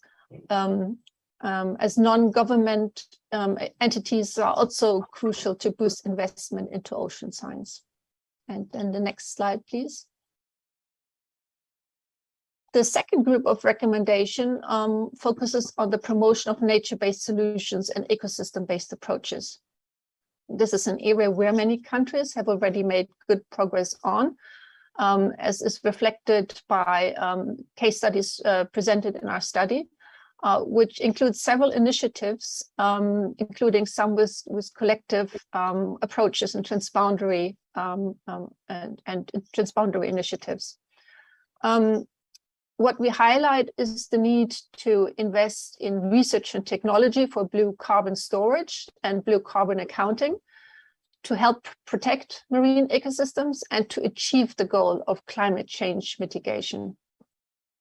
And in our view, another area that requires attention is the protection and the restoration of coastal ecosystems, such as mangroves, coral reefs, seagrasses, and salt marshes, which can help to enhance the health and the integrity of these ecosystems and would also increase their effectiveness in climate change mitigation and adaptation, and also in building resilience to climate change and natural hazards impacts. In this process, what we consider delegations to consider is to engage indigenous peoples, local communities, and all relevant stakeholders into the decision-making process. And we were very glad to see during the consultation process that there is a very clear commitment from delegation to incorporate a very people-centered approach. And next slide, please. Our last recommendation is around enhancing the science policy interface and strengthening opportunities for exchange between science and policy. We see a gap here, and to bridge this gap, we propose to facilitate dialogue between scientists and policymakers in support of the design and implementation of evidence-based policies. In our view, this includes promoting relevant dialogue platforms, which would contribute to elevating the importance of the ocean in the Paris Agreement and the Glasgow Climate Pact, and engaging all stakeholders into the policymaking process. We have an existing framework, which is the United Nations Decade of Ocean Science for Sustainable Development, which could be used to generate the transformative science that is needed to inform these processes. And as supported by the figures and findings that I had presented before, we also need to promote an increase in the number of ocean scientists, career professionals. And last, we all know that resources are always very limited. Therefore, I just wanted to reiterate that the allocation of resources must really be very strategic and based on scientific findings, which is a question not only of how much to invest, but also where and when to invest it. And such questions can be answered through scientific evidence. Next slide, please. Yes, in closing, I would just like to acknowledge the support that we have received throughout this process from all G20 delegations and the very valuable inputs and feedbacks in several rounds of discussion. And most notably also the guidance and the leadership of the Indonesian presidency, which in our view has really propelled the discussions with the inclusion of these priority areas. Terima kasih.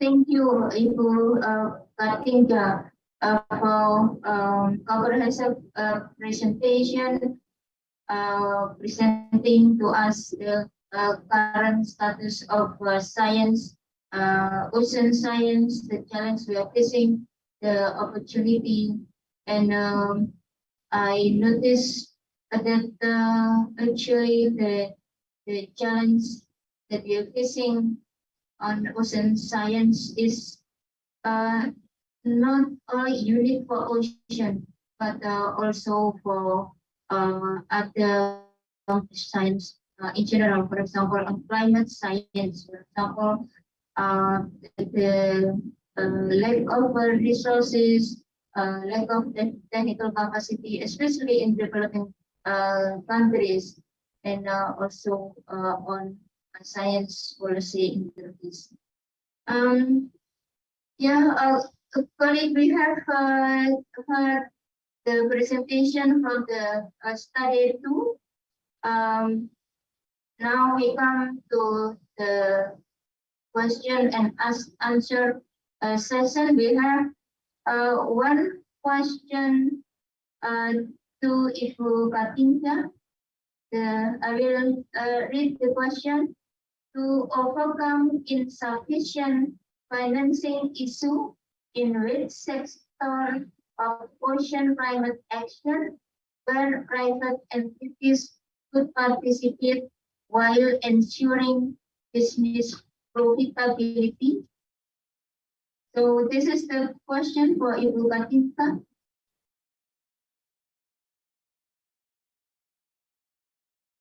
I apologize. If you could please repeat the question. The sound quality is very poor.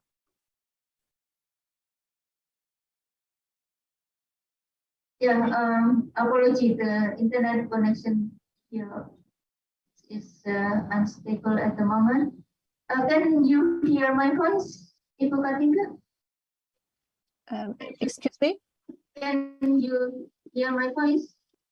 I can hear your voice, but I was unable to catch the actual question just now. Okay. The question is to overcome insufficient financing issue in which sectors of ocean climate action where private entities could participate while ensuring business profitability. So this is the question. In which sector of climate action, ocean climate action, where private sector could participate, while at the same time they could ensure the profitable of their business.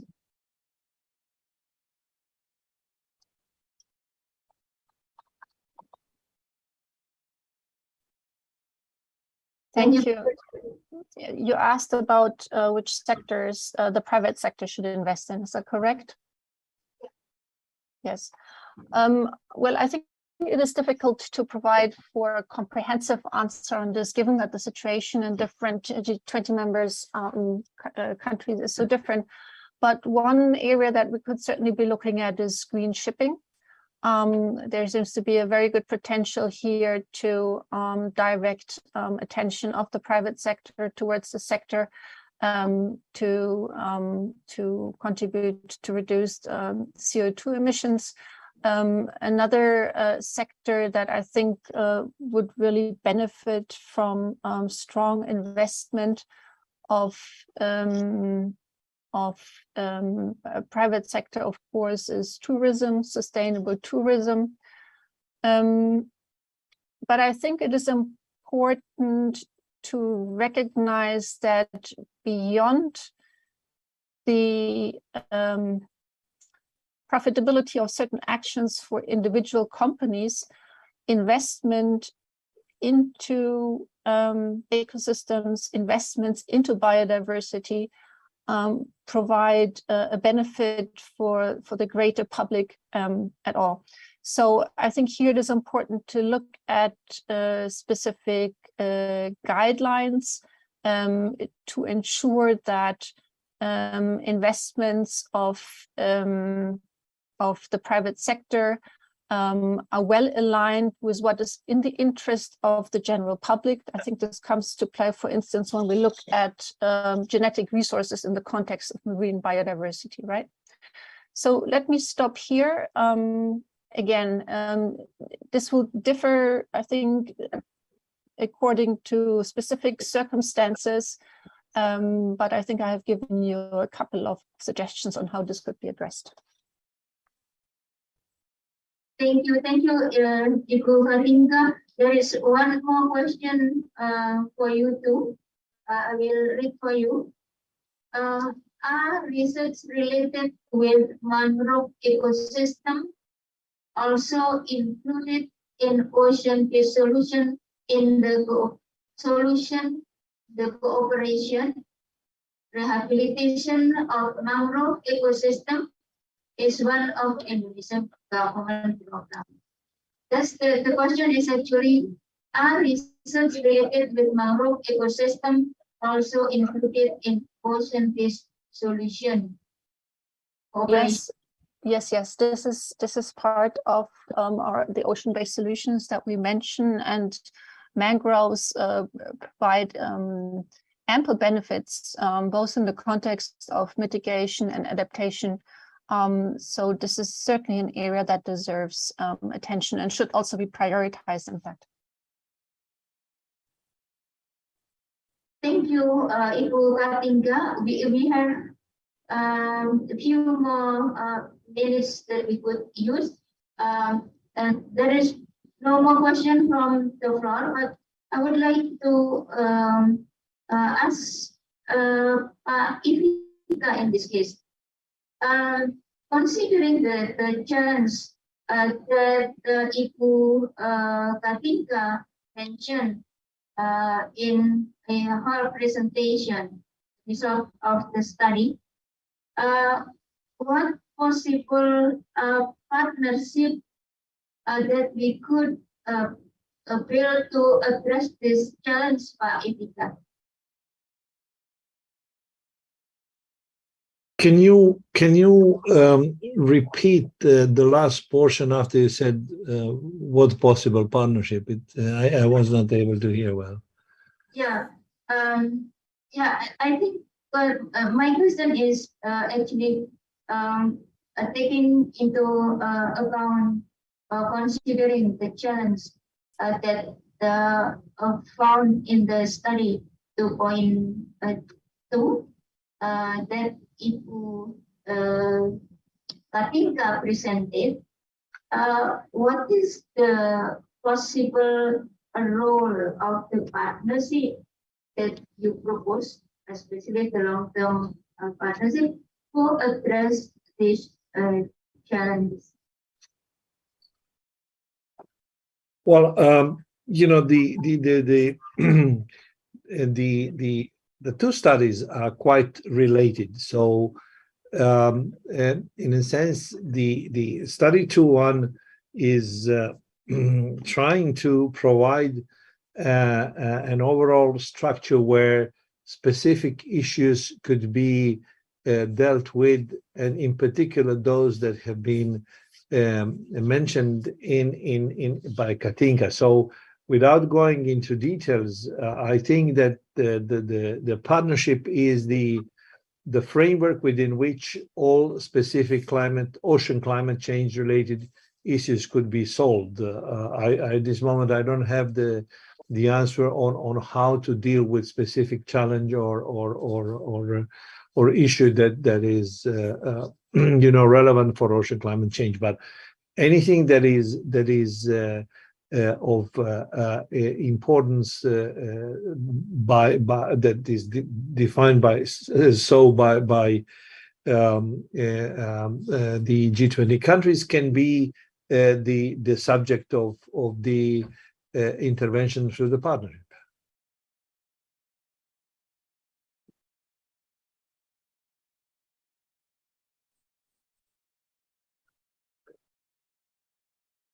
Excuse me, may I just add something to the point just made? Yeah. Yes, please. Yes, thank you. I fully concur and I'm in full agreement, but I think that perhaps one point that could be particularly considered by the partnership is the financing of ocean science, because this is clearly an area where there's underinvestment. I think there are many challenges faced. And how to ensure sustainable financing of ocean science, where to identify particular resources, how to bring different partners on board, how to bring different stakeholders on board, how to ensure that financing does not distort power dynamics in specific locations, I think are all very interesting questions that could be considered by such a partnership. Thank you. Yeah, if I can add to this, just, related to financing, the partnership is not supposed to be another financial mechanism. We have a number of them: unilateral, bilateral, multilateral. So that's out of the question for the partnership. But the partnership, as Katinka has said, can bring together the interested parties to increase financing that is then being, and the parties approach the existing financial mechanism. This this is the point. The partnership should facilitate access to existing financing and not to provide financing by itself. Because some of the countries have in their reply to our questionnaire said, no, we cannot afford, in a sense, funds for the partnership so that it can become another mechanism. No, that's out of the question. And this is one of the questions that certainly may become a priority, increase of financing for science. So within the study 2.2, this aspect has been identified as a big challenge, and the partnership can take it as an issue to deal with in the near future or as soon as the partnership is being formally established. Yeah, well, thank you very much, Mr. Ifika, for further clarification. Thanks once again to Ibu Katinka and Pak Ifika for the very comprehensive presentation, also for responding the question. With that, I would like to move to the next session. For the next session, we will follow the presentation on study 3, enhancing resource mobilization to support environment protection and climate objectives. Our first presentation will be delivered by Ms. Kim Soo. She will present innovative finance frameworks towards low GHG emissions and climate resilient future. Ms. Kim Soo is regional specialist, climate change and innovative finance of UNDP. Ibu Kim Soo, you have the floor. Thank you very much, Ibu Noor. I hope you can hear me clearly and loudly. Yep, very clear. Thank you very much. Good afternoon, Ibu Gaspi. Good afternoon, colleagues join online, offline. So on behalf of UNDP and UNICEF, I present you the study point 3.1, Innovative Finance Framework toward the Low GMG Emission and Climate Resilient Future. So could you please move to the next slide, please? Thank you. This study look at how G20 members representing over 85% of global GDP and 75% GMG emission in the world could scale up innovative finance to achieve low carbon development and climate resilience. So the study basically includes 4 dimensions. The presentation will brief you. The first is a picture of climate emergency and funding gaps. The existing innovative finance approach applied by G20 members and lessons learned, and also the future direction that the country should go ahead, and also the action needed to accelerate innovative finance application. Next slide, please. So we have seen that tremendous amount of capital is needed, and just as the last presentation speaker mentioned, all kind of funding is required, not just for ocean-based solution, but also for all climate change action, including the bilateral, multilateral climate fund, multilateral development banks, and other development financing institutions, as well as domestic finance. And meanwhile, the public finance is the key enabler to achieve the sustainable development and climate action. And meanwhile, much larger volume of private investment should be mobilized. So next slide, please. So the current funding supply is far away from enough. The global climate finance law was recorded at $632 billion in 2019 to 2020. However, for climate protection alone, it's estimated a global financing gap of 3.6 trillion to 4.1 trillion US dollar annually. And adaptation finance in particular fall short, only received 21% of all international climate finance, and which was only $16.8 billion in 2018, compared to an estimated need of $30 billion annually. So meanwhile, the study wants to flag the one fact that 60% of developing countries are currently in or at high risk of debt distress. So which means that the solution to financing the global climate crisis cannot be achieved without addressing the debt crisis from many low-income countries, where the sovereign debt level already reached to $860 billion in 2020. Next slide, please. So on the one hand, we are not investing in climate action enough. On the other hand, we are actually providing a lot of financing in certain areas that's producing counterproductive efforts. So basically, global government spends $5.9 trillion which means 6.8% of total global GDP on fossil fuel subsidies in 2020. And the largest global state-owned enterprises are responsible for 42% of global GNG emission. And on the private sector side, the global 60 largest banks have provided $3.8 trillion of financing for fossil fuel companies between 2015 to 2020. And compared with big amount in harmful industry, the green finance globally only constitutes less than 10% of global markets. Even in EU, the effort is much far away from enough. Next slide, please. So again, we just want to flag that climate change has been the single biggest humanitarian crisis now, and it's actually affecting the most vulnerable people who are least able to bear it.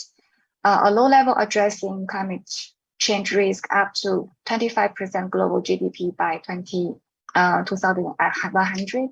Climate crisis will enlarge global inequality and push 68 to 135 million people into poverty by 2030. And if the decisive action get delayed, the annual adaptation cost in developing country will increase from $30 billion in 2021 to 140 or maximum to $300 billion in 2030, and even more, up to $500 billion in 2050. And but meanwhile, we can also see that the decisive climate action will generate co-benefits.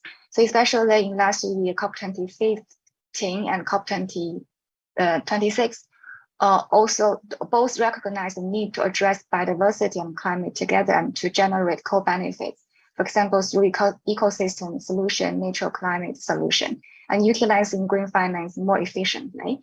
And of course, biodiversity finance can be promote climate protection, but biodiversity financing flow is also very far away from enough.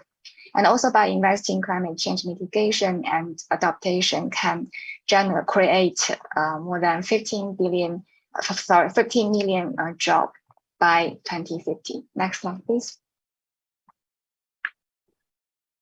So the study has done the stock taking about all the G20 members, what they have implement about innovative finance instrument, framework, mechanism, regulatory strategy, and funding source.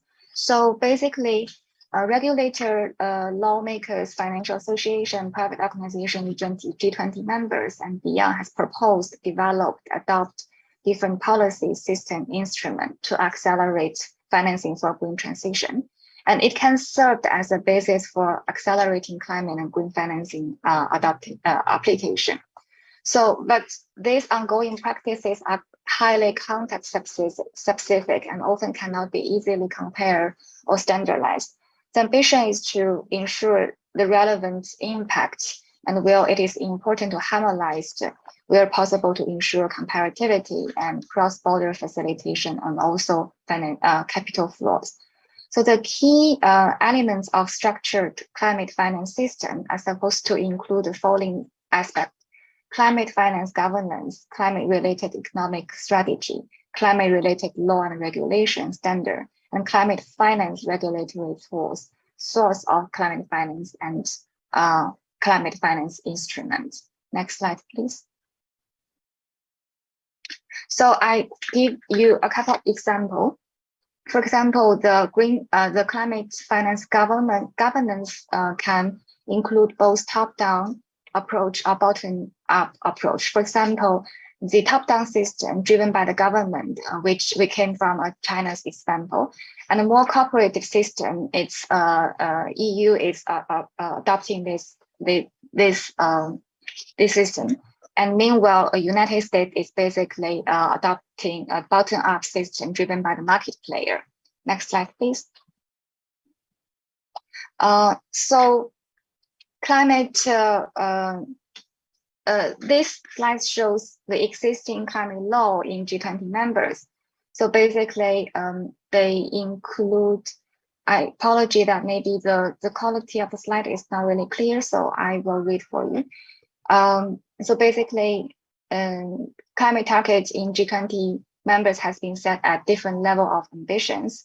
So they established climate-related law and regulation impacting on climate finance. For example, climate law, emission law, environmental and social impact standard, transition pathway, and sector law, including coexist and new energy vehicle. And for example, Germany has the coexist law. And also to accelerate the greener technology, EU adopt energy plan, and China has their national renewable energy target. Next slide, please. Climate finance regulated tool, including central bank and financial regulatory measure, common definition of real economy activity that need to be financed, which means taxonomy. Climate risk evaluation and management, and also disclosure standard to provide transparency in reporting and avoid greenwashing. For example, EU non-financial reporting directed on corporate sustainability disclosure. And also carbon pricing. So my colleagues later will introduce more details on that part. Next slide, please. So this is the example for the regulatory tool on disclosure. So basically, the EU has a more advanced system to basically introduce standard to improve non-financial disclosure on national market and sector level. EU provides good templates on non-financial disclosure. Companies, financial institutions, and all financial market players are suggested to disclose different kind of information, non-financial information, based on several different regulatory base, for example, taxonomy regulation, sustainable finance disclosure regulation, or corporate sustainability reporting directive proposal. Next slide, please. So this is the green or sustainability related finance taxonomy. Or now the G20 members has developed their regional or national taxonomy. Most of them are aligned with green definition, but also some countries are also providing another definition, for example, traffic light system or green taxonomy to define the non-aligned economic activity, which means that it's not eco-friendly or climate-friendly. Next slide, please. So these slides show the existing funding climate finance resources and also the existing major climate finance instrument adopted by G20 member states. So for example, the climate finance resources sources majorly include public, private, and development finance. Climate finance instrument including green bond, green credit, green sukuk, green fund, and others. So next slide, please. So after the stock taking about existing regulatory framework system, instrument, and major funding resource, we have identified the things that G20 members could match, improve, and advance.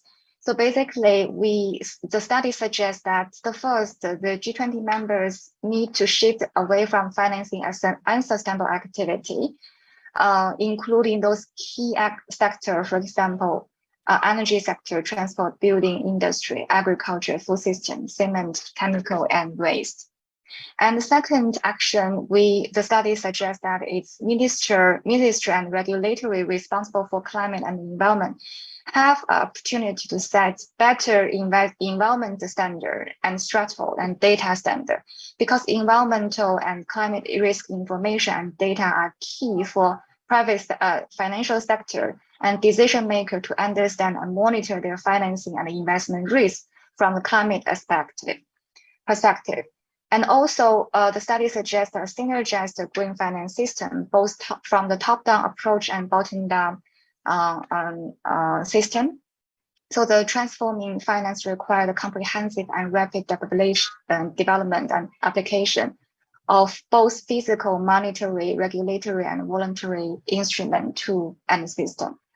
And so in that sense, two key action points is needed, which one is climate factor need to be further organized in a comprehensive and reinforced green financial framework based on relevant governance system, law, regulation, and source of finance, and also the financing instrument.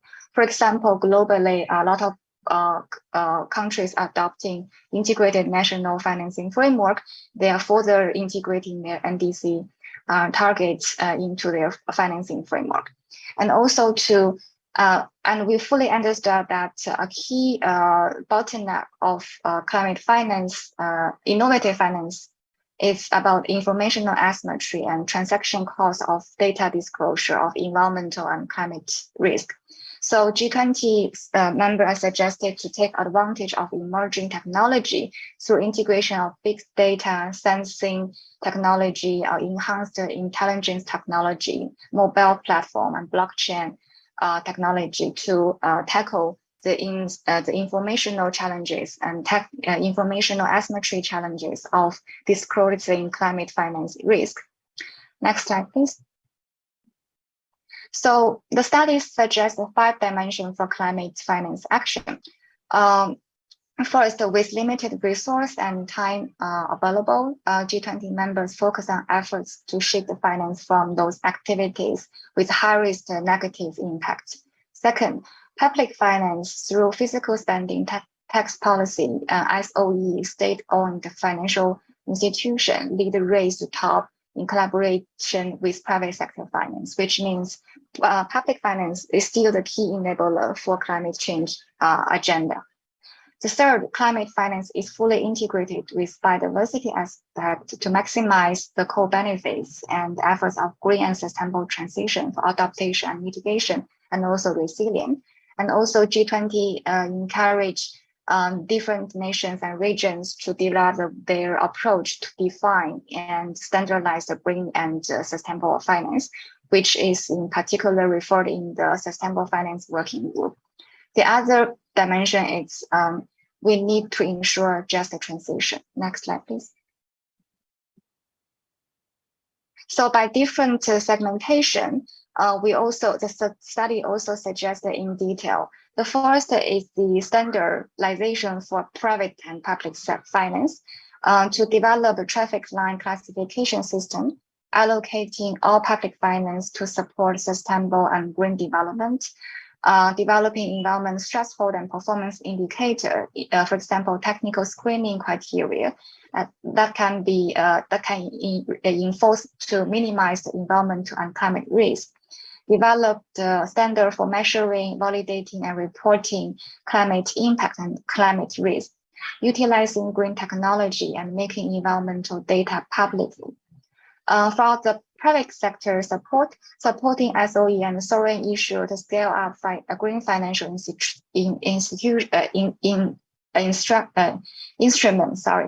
green financial instrument including green bond, green sukuk, and also support local green capital market development, improve the global market and relevant asset class to accelerate carbon negative and nature positive investment.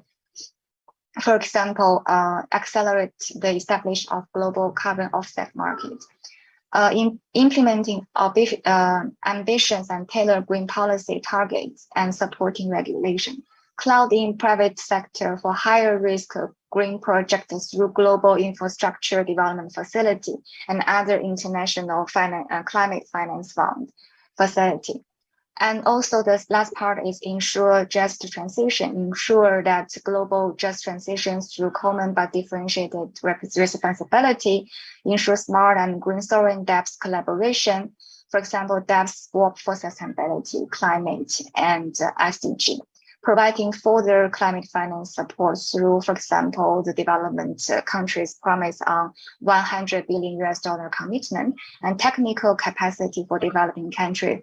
Green transition is one of the most important things that developed countries' commitment on climate change, the financing support to developing countries.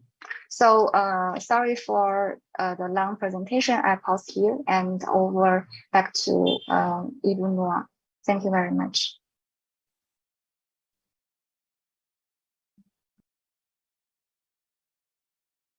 Thank you, Ms. King Chu, for the comprehensive presentation. We will continue first to follow the presentation of study 3.2, NDC implementation and sustainable transition towards low GHG emission and climate resilient future through utilizing economic value of carbon, basically carbon pricing. The presentation will be delivered by Ms. Tiang Yu Meng, climate finance specialist of UNDP, and Mr. Baran Juda, Head of Program Carbon Markets and Pricing at Delphi Console. So Ms. Tian Yu and Mr. Baran, please share your time within 15 minutes. So Ms. Tian Yu, the floor is yours.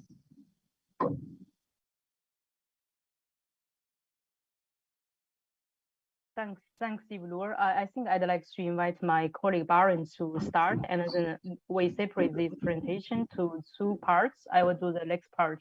Thanks. Thank you, Tian Yu. Thank you, Madam Chair. Can I first check that you are able to hear me all right? I'm very clear. Thank you. Very good. Warm greetings to all of you from Berlin, and it is a pleasure to be here today to talk to you about our study on various ways of utilizing economic value of carbon in G20 members and some lessons learned from that.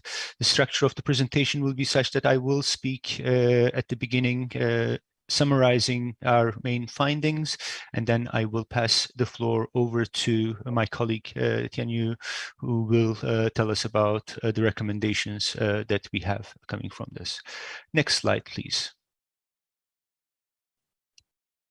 We will start. The content of this presentation will include some G20 context regarding various ways of utilizing economic value of carbon. Then I will mention 10 main takeaways from our study. Finally, Tian Yu will tell us about main recommendations. Next slide, in fact, twice, one more. Thank you very much. First of all, it is important to be clear about what it is that we mean by the various ways of utilizing economic value of carbon. The most conventional ways of utilizing this value is through carbon pricing instruments. Here we have in mind things like emissions trading systems and carbon taxes. These are mandatory programs that impose a value on carbon emissions. But these are not the only ways. There are implicit carbon prices in the form of fuel taxes. There are various fiscal incentives that the government can provide that places a value on carbon emission reductions or removals of carbon dioxide from the atmosphere, or there are other internal and shadow carbon prices that can be voluntary in nature or implied by various regulations that the governments may have. Of the mandatory carbon pricing instruments, the conventional ones, the emissions trading systems and carbon taxes, there is a lot going on in G20 members. In fact, most G20 members are implementing either a carbon tax or an emissions trading system. There'll be a little bit more on this in the next slide, but we know that these are being used at the member level or subnational level in the members. And they have raised a lot of revenue for the governments to be used depending on the priorities that the governments see. For example, in 2021, the carbon tax revenues globally was $16 billion US, and the revenues from the auctioning of allowances were just over $50 billion US also in 2021. Next slide, please. Here we have an overview of the various carbon pricing initiatives, focusing here only the carbon tax and emissions trading systems. Let me briefly describe what you are seeing on this graph. First of all, we have the world map. On the world map, the gray countries are the G20, the gray regions are the G20 members. And then those members with either an emissions trading system implemented or scheduled are indicated in blue. Those members where there is a carbon tax implemented or scheduled are in green. And finally, if you see stripes, that means that there is some form of emissions trading system and carbon tax ongoing in the country. So you can see that most of the members will have some form of emissions trading system or a carbon tax, but this is just pointing out the ones that are happening at the national level, or in the case of EU, at the EU level. What we also have is a lot of action at the subnational level. So, for example, in China, there's a national ETS and regional ETS pilots that continue to operate alongside each other. In Indonesia, a carbon tax alongside an emissions trading system is being planned to come into operation soon. In other places, we have, for example, in the US, a subnational emissions trading, several subnational emissions trading systems in place, as well as other carbon pricing incentives utilizing the economic value of carbon. Next slide, please. Now, I'd like to quickly talk to you about some key takeaways from our study. There are many, and I would encourage anyone who would like to find out more about these necessarily short takeaways in today's presentation to take a look at the reports and contact us if necessary as well. Next slide, please. There are 5 on this, and I'll briefly go through each of them, and any questions, I look forward to receiving them in the end.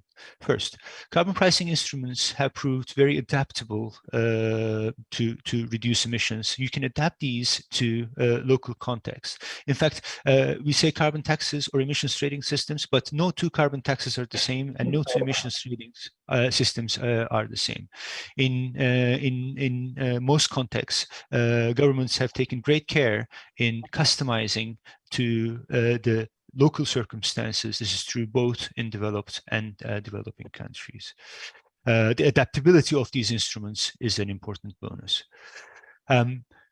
Many members have high expectations for crediting mechanisms as well, especially as they relate to international mechanisms foreseen under the Article 6 of the Paris Agreement. There is significant potential here, but this potential can only be realized with consistent sources of demand. Here I have in mind either demand from compliance systems, emissions trading systems, or taxes allowing for international offsets, or voluntary markets where the crediting mechanism generated units can have some demand. Third, direct carbon pricing instruments are not sufficient. They should and are generally complemented by other policies, especially because CPI's carbon pricing instruments are not necessarily the best, most effective way to reduce emissions in all sectors. Fourth, leakage has been and continues to be a big concern. New solutions to address leakage will be necessary, and here international cooperation will be important. More on this a little bit later. How members use revenues from different carbon pricing instruments is critically important. It is the core of building a strong narrative that is convincing and ensures buy-in from various affected parties. Building public support around carbon pricing is an important topic that members should keep in mind. Next slide, please. Well, we all talk about carbon pricing instruments, whether they're effective or not. This needs to be assessed. This can be assessed before the carbon pricing instruments are in place to understand which groups will be most impacted. Ex-ante modeling is therefore quite important and commonly employed by those thinking about introducing or using carbon pricing instruments. There are also complementary ways of assessing impacts, such as stakeholder consultations, regular reviews, etc. CPIs are increasingly being mentioned as NDC NDC implementation plans, and they can contribute significantly to the achievement of NDCs. 8, CPIs have been combined to achieve different policy objectives. So, for example, in some countries, there are carbon taxes and emissions trading systems simultaneously in operation, covering the same sector, different sectors, complementing each other in various ways. This flexibility offered by carbon pricing instruments is extremely helpful. Higher prices will be needed in order to achieve the goals of the Paris Agreement. Currently, the prices that we observe in places where they exist is often considerably lower than that identified by the High-Level Commission on Carbon Prices. Finally, CPIs have reduced emissions. Their effectiveness have been assessed in studies ex post, but we can do more there to build the case for the effectiveness of carbon pricing instruments. With that, please next slide, and I will pass the floor to my colleague Tianyu, and apologies for taking longer than expected.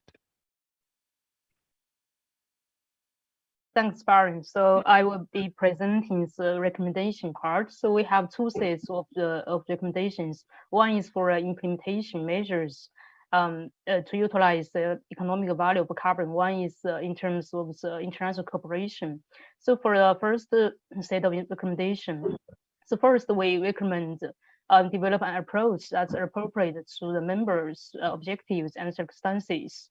Why we are saying this, like Baron just mentioned, there are developing countries and developed countries in G20 members. And if we look at some member states, they have very high carbon tax, like over 100 euros, but some member states perhaps they start with slightly lower level. And the second, we would like to recommend expand the coverage of the measures that utilize the economic value of carbon. So for every each of the as a first step, members must increase the share of the emissions covered by measures that impose some form of carbon value in order to ensure more decision makers and the stakeholders to be incentivized. And then also step by step, and then we cover more sectors and more emissions when they are ready. And third would be start simple and build over time. Initially, we shall tag sectors with a few just with few large emitters, like just what Indonesia has done in terms of ETS to cover the power plants. And then we slightly expand to different sectors when the data are ready and when the capability are ready. And once the foundation has been laid and the business are also well prepared and citizens are familiar with the idea of carbon costs, and then we can expand the ambition and complexity of this measure. And also fourth would be to build a facility level and public sector MRV capacity. This particularly is very important to developing member states as a non-regulate measure. And even these efforts perhaps do not need to the direct mandatory carbon pricing, but this will improve the accuracy of the emissions reporting in national inventories and facilitate the country's access to results-based finance and voluntary carbon markets. And particularly, as we know, currently the Article 6 has been materialized, and international carbon market has been established in the new regime after the Kyoto Protocol. So the next recommendation would be increased efforts to reduce and remove inefficiency fossil fuel subsidies, because we know these kind of subsidies can act as a negative carbon price and undermines the effectiveness of approaches to create an economic value of carbon as a counterproductive policy. If we want to leverage the economic value of carbon, this kind of inefficient fossil fuel subsidies shall be needs to be removed and reduced. A next recommendation would be to use revenues collected to support and engage most vulnerable income groups and regions, and communicate specific co-benefits of emissions reduction of them. And this is also very core part, because if as we know, to utilize carbon and the economic value of carbon perhaps could have distributional impact, particularly for some vulnerable groups. So if we can recycle the revenues well and really engage them and support them, this measure can also be a component for a just transition and really build the public acceptance. And the last recommendation is to assess the performance of the carbon price instruments and other measures to utilize the economic value of carbon and reform them when necessary. Because as we know, with the economic development and also with capacity strengthened, we need to constantly improve those instruments. For instance, like we know in Indonesia context, we need to also in the kind of, we see the currently we cover those power plants, and then we need to see if it's effective and what extent we can allocate the allowances more effectively to really achieve the emission reduction, as well as not affect the economy to a certain extent. So our next set of the recommendation is about, so next slide, please. So the next set of the recommendation would be enhancing collaboration among G20 members. So first, we would recommend to establish a more structured forum for sharing experiences to enable all G20 members, especially those at the earlier stage of design and the implementation, to really learn from the wealth of the experience of G20 members in the different approaches towards placing an economic value on carbon. And second would be to really start this conversation on a collaborative framework to address carbon leakage during this low carbon transition. Because as we know, G20 members, some of the members really worry about the carbon leakage, particularly considering the different socioeconomic system and also different costs of certain industries. So this framework shall aim to minimize the risks of carbon leakage while maximizing the benefits from the international trade. And the third recommendation would be to extend the support beyond the G20 members, and drawing on the extensive experience with carbon pricing and as well as other carbon markets mechanisms. Members should also actively engage and build technical capacity in developing countries outside of G20. And this will facilitate a cost-effective low-carbon transition, utilizing the economic value of carbon. more broadly and enable those countries to participate equitably in Article 6 mechanisms and other international let's say mechanisms. So having said that, I would like to thanks for your attention, and I will pause here now. Thanks back to Ibn Nur. Yeah. Ms. Tian Yu and Mr. Paran for the presentation. Only we have been following the presentation on this very interesting resource mobilization, especially innovative financing and the carbon economic. So for the time limitation also, I will take up one or two questions. I think this is both a study relevant to study 3.2. So three of you could pick up this question. So first, based on your opinion, what is the optimum level of global carbon price in the market? And the second is, what is the best strategy by private funding sources tribute to undertake climate change project in developing countries without giving burden to national fiscal capacity of government? So third two questions that I think relevant to you all.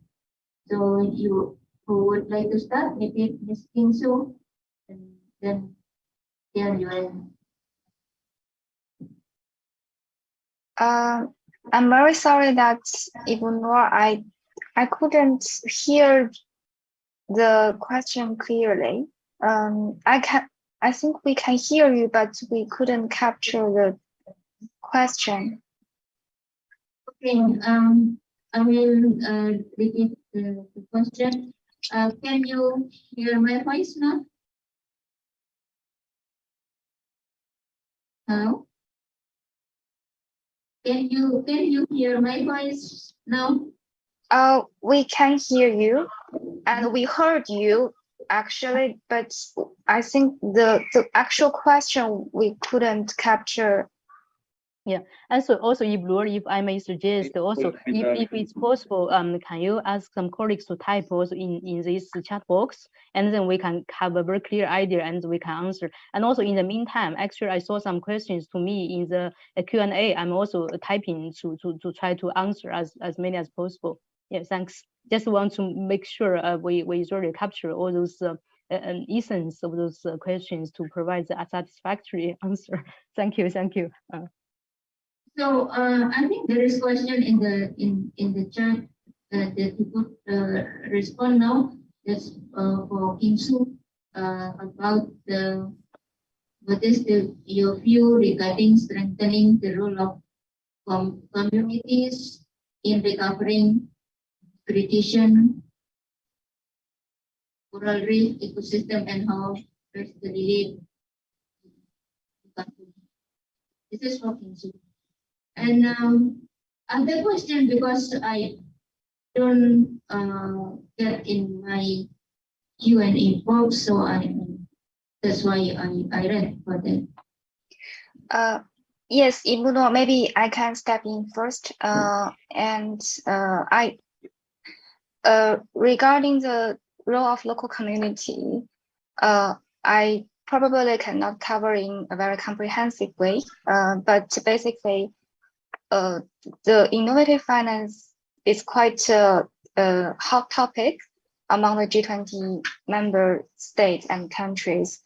So basically, we have discussed during the study development to see how to ensure the multiple stakeholders all contribute to the efforts to enhancing and leveraging different type of financing instrument mechanism to contribute to the climate change agenda.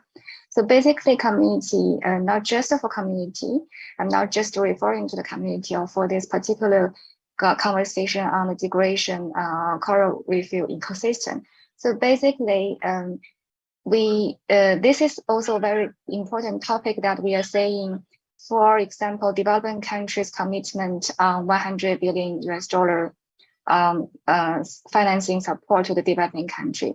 One key component should be included into this $100 billion commitment is to make sure the technical capacity can be built up in the local community and in the developing countries. It's not just using the resource or financing fund to establish or to finance those projects for infrastructure, for climate mitigation adaptation project, but really to incubate and to equip the developing countries and also the local communities to give them knowledge, skill, and capacity to make sure that they can manage, maintain, and make the funding sustainable for the climate change agenda.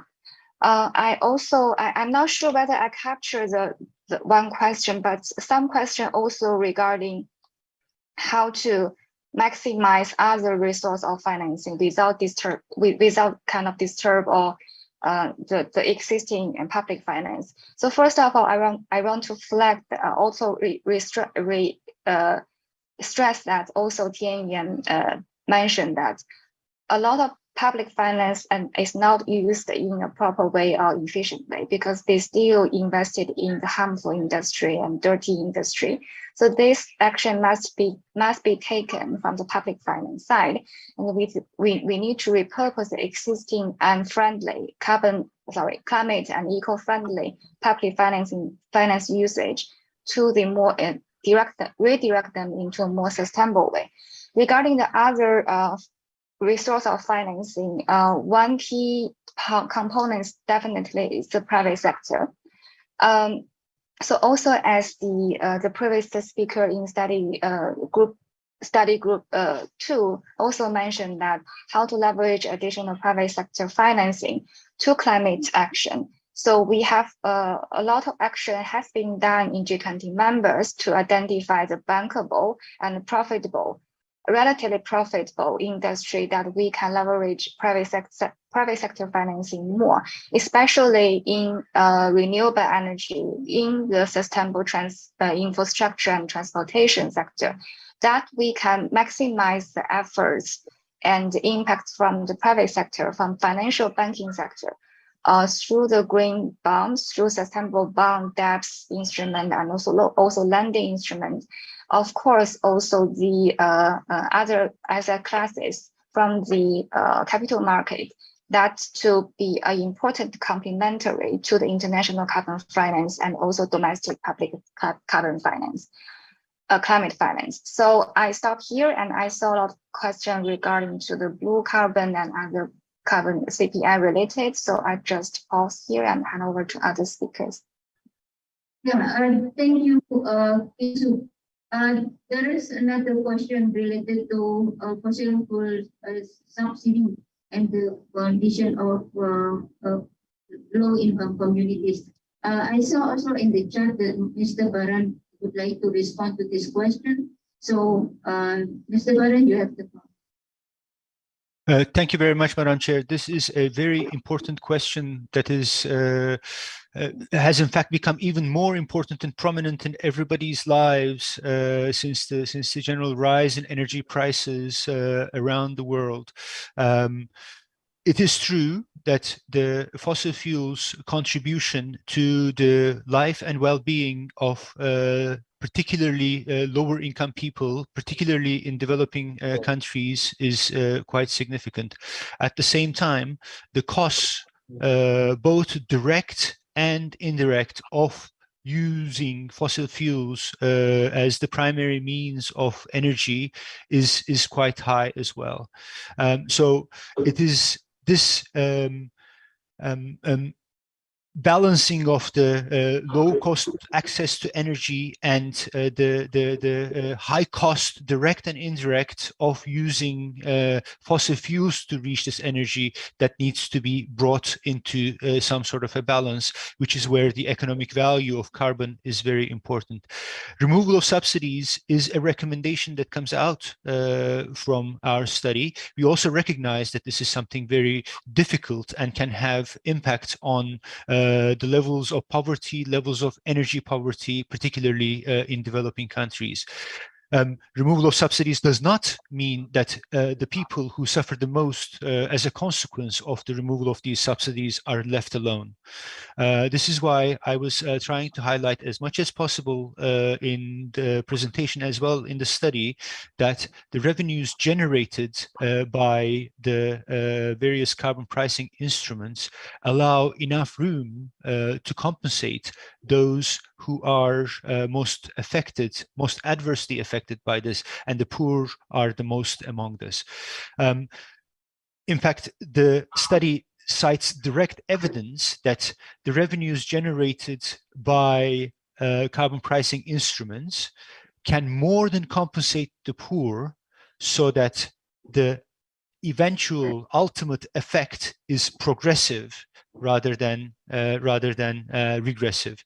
So it is up to the member governments, of course, to decide how to use the revenues collected from the carbon pricing instruments.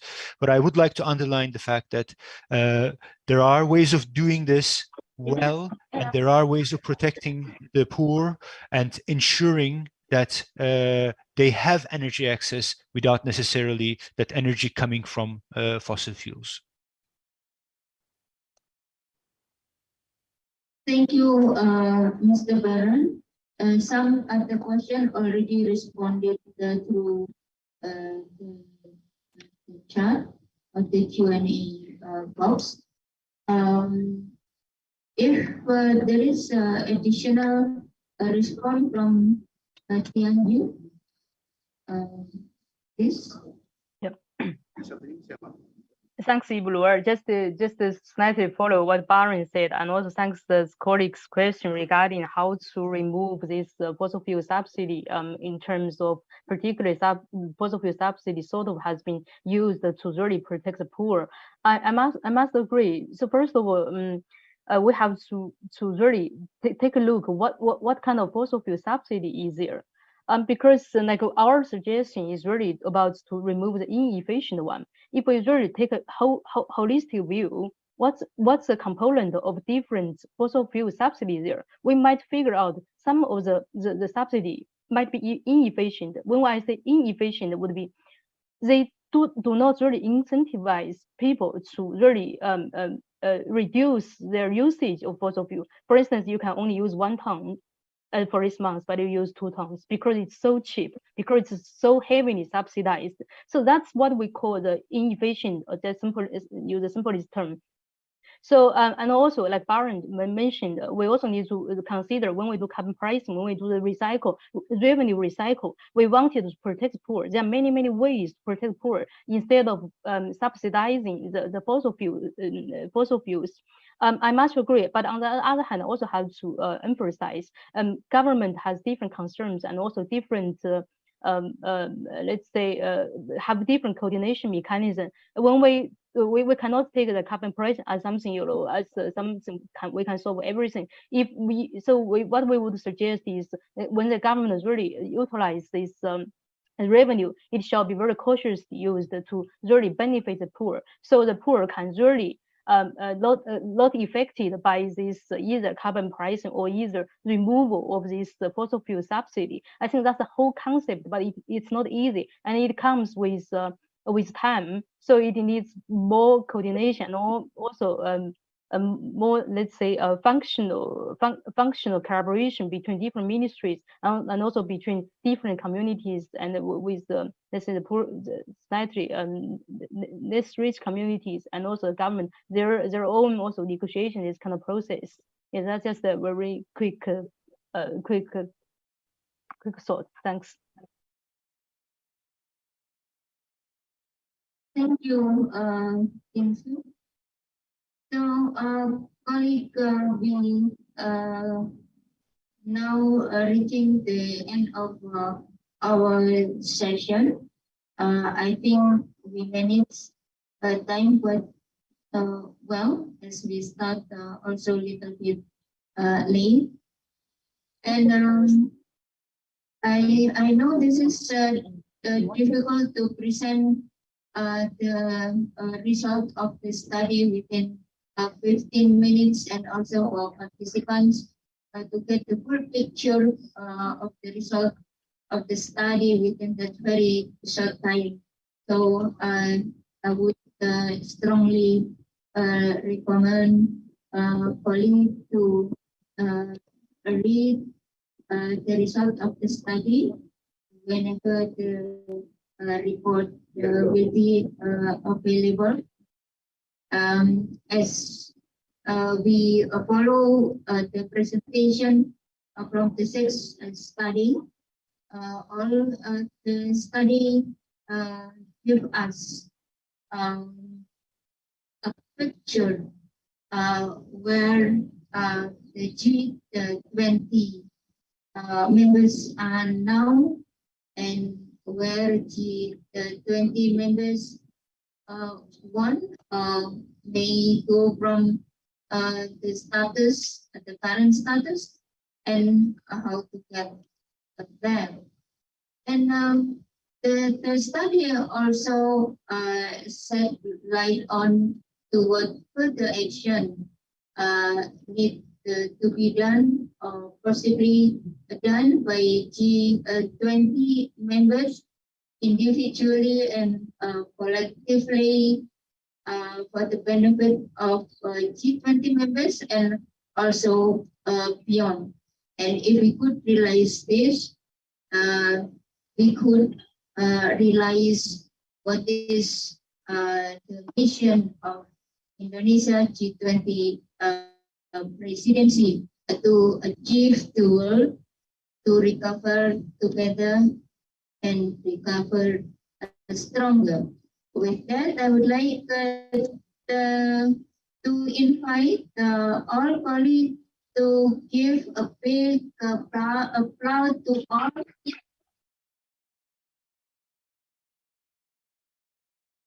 Yeah, I personally would like to thank you, Titi, and Emma, for inviting me to moderate this session. Also, our colleague, the technical organizing team, for their wonderful work. And with that, I will give the floor to Ibu Selvi. Thank you very much. Thank you very much. Can we have another round of applause? Boleh kita berikan tepuk tangan kepada saya sekali lagi. Terima kasih banyak kepada kami hari ini. Thank you so much. Ibu Mas Repatin yang telah bertindak sebagai moderator, and of course to all speakers and authors and contributors. Alright, ladies and gentlemen, kami persilahkan Ibu, terima kasih banyak.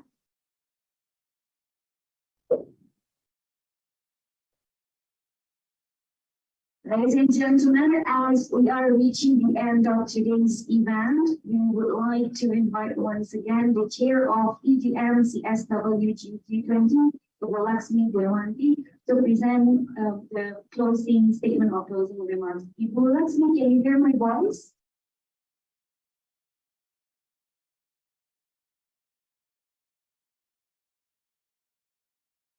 Can you see me? Yes, Ibu Laksmi, thank you so much. So Ibu Laksmi, the time is yours. I thank you. Assalamualaikum warahmatullahi wabarakatuh. May Allah mercy and bless be upon us. So good afternoon from Jakarta again. Dear representative from the G20 members, colleagues, all speakers, participants, and ladies and gentlemen. This afternoon, we just had insightful discussion of 6 studies reflecting three priority issues on enhancing stimulus and recovery effort to strengthen climate action and environmental protections, providing opportunities of ocean for adaptations and mitigations, and enhancing mobilizations and financial services to support climate objectives. The study that we just discussed of the sustainable recovery underlined that the COVID-19 pandemic affected G20 members in multiple aspects, including socioeconomics and public spending prioritizations, and how sustainable recovery plan could support nationally determined contribution implementation and enhance co-benefit of climate change measures. Studies on oceans found that first, ocean-based solution to address climate change remain largely unexplored, undervalued, and underutilized by policy makers and decision makers. And second, many of current bilateral or multilateral ocean climate initiatives are regionally based, which somehow limits their ability to incorporate many of the G20 members' climate change measures. To address those challenges, some recommendations are provided to enhance science, research, and innovations to develop ocean-based solutions and strengthen cooperations to enable an appropriate environment for the generations of ocean-based solutions. On finance topic, it is imperative to improving interoperability of various standards for private and public finance can help reduce transaction costs, ensure positive impact, reduce greenwashing or misuse, and build trust for green finance. To support public finance as the backbone in addressing climate change, private sector can be mobilized through new and existing climate finance mechanism. The study also emphasizes the utilizations of economic value of carbon or carbon pricing to address climate change and transition to sustainable futures. So distinguished colleagues, speakers, participants, ladies and gentlemen, now we have come to end of our today's discussion. On behalf of the G20 Indonesia Presidency and as a co-chairs of Environment Deputy Meetings and Climate Sustainability Working Group, I would like to appreciate the positive responses from the distinguished delegates, participants, ladies and gentlemen in the workshops.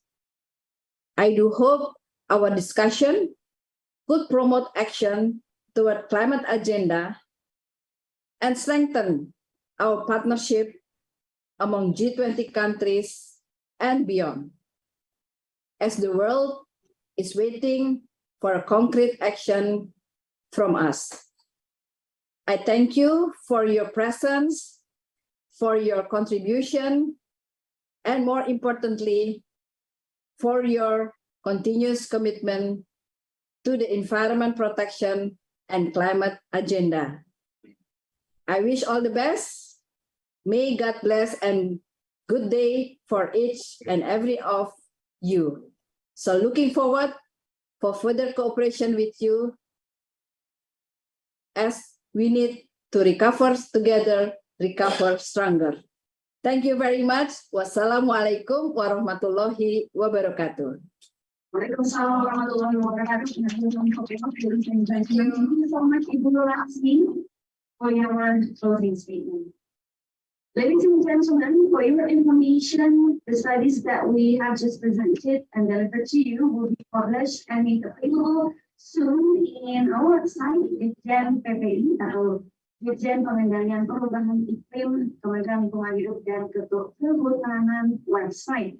very, very soon. And of course, before I close today's event, we would like to thank once again all authors, all contributors involved, and of course, Indonesian Ministry of Environment and Forestry, and all supports from the development partners. And we hope the socialization provides you insights and important information regarding the study and partnership of climate sustainability working group, or CSWG G20. Together, we aspire to have low carbon and climate resilient environment. Recover together, recover stronger. I'm Salvin Janita. I'm signing off as your master of ceremony of today. Take very good care, everyone, and have a pleasant day. Wassalamualaikum warahmatullahi wabarakatuh.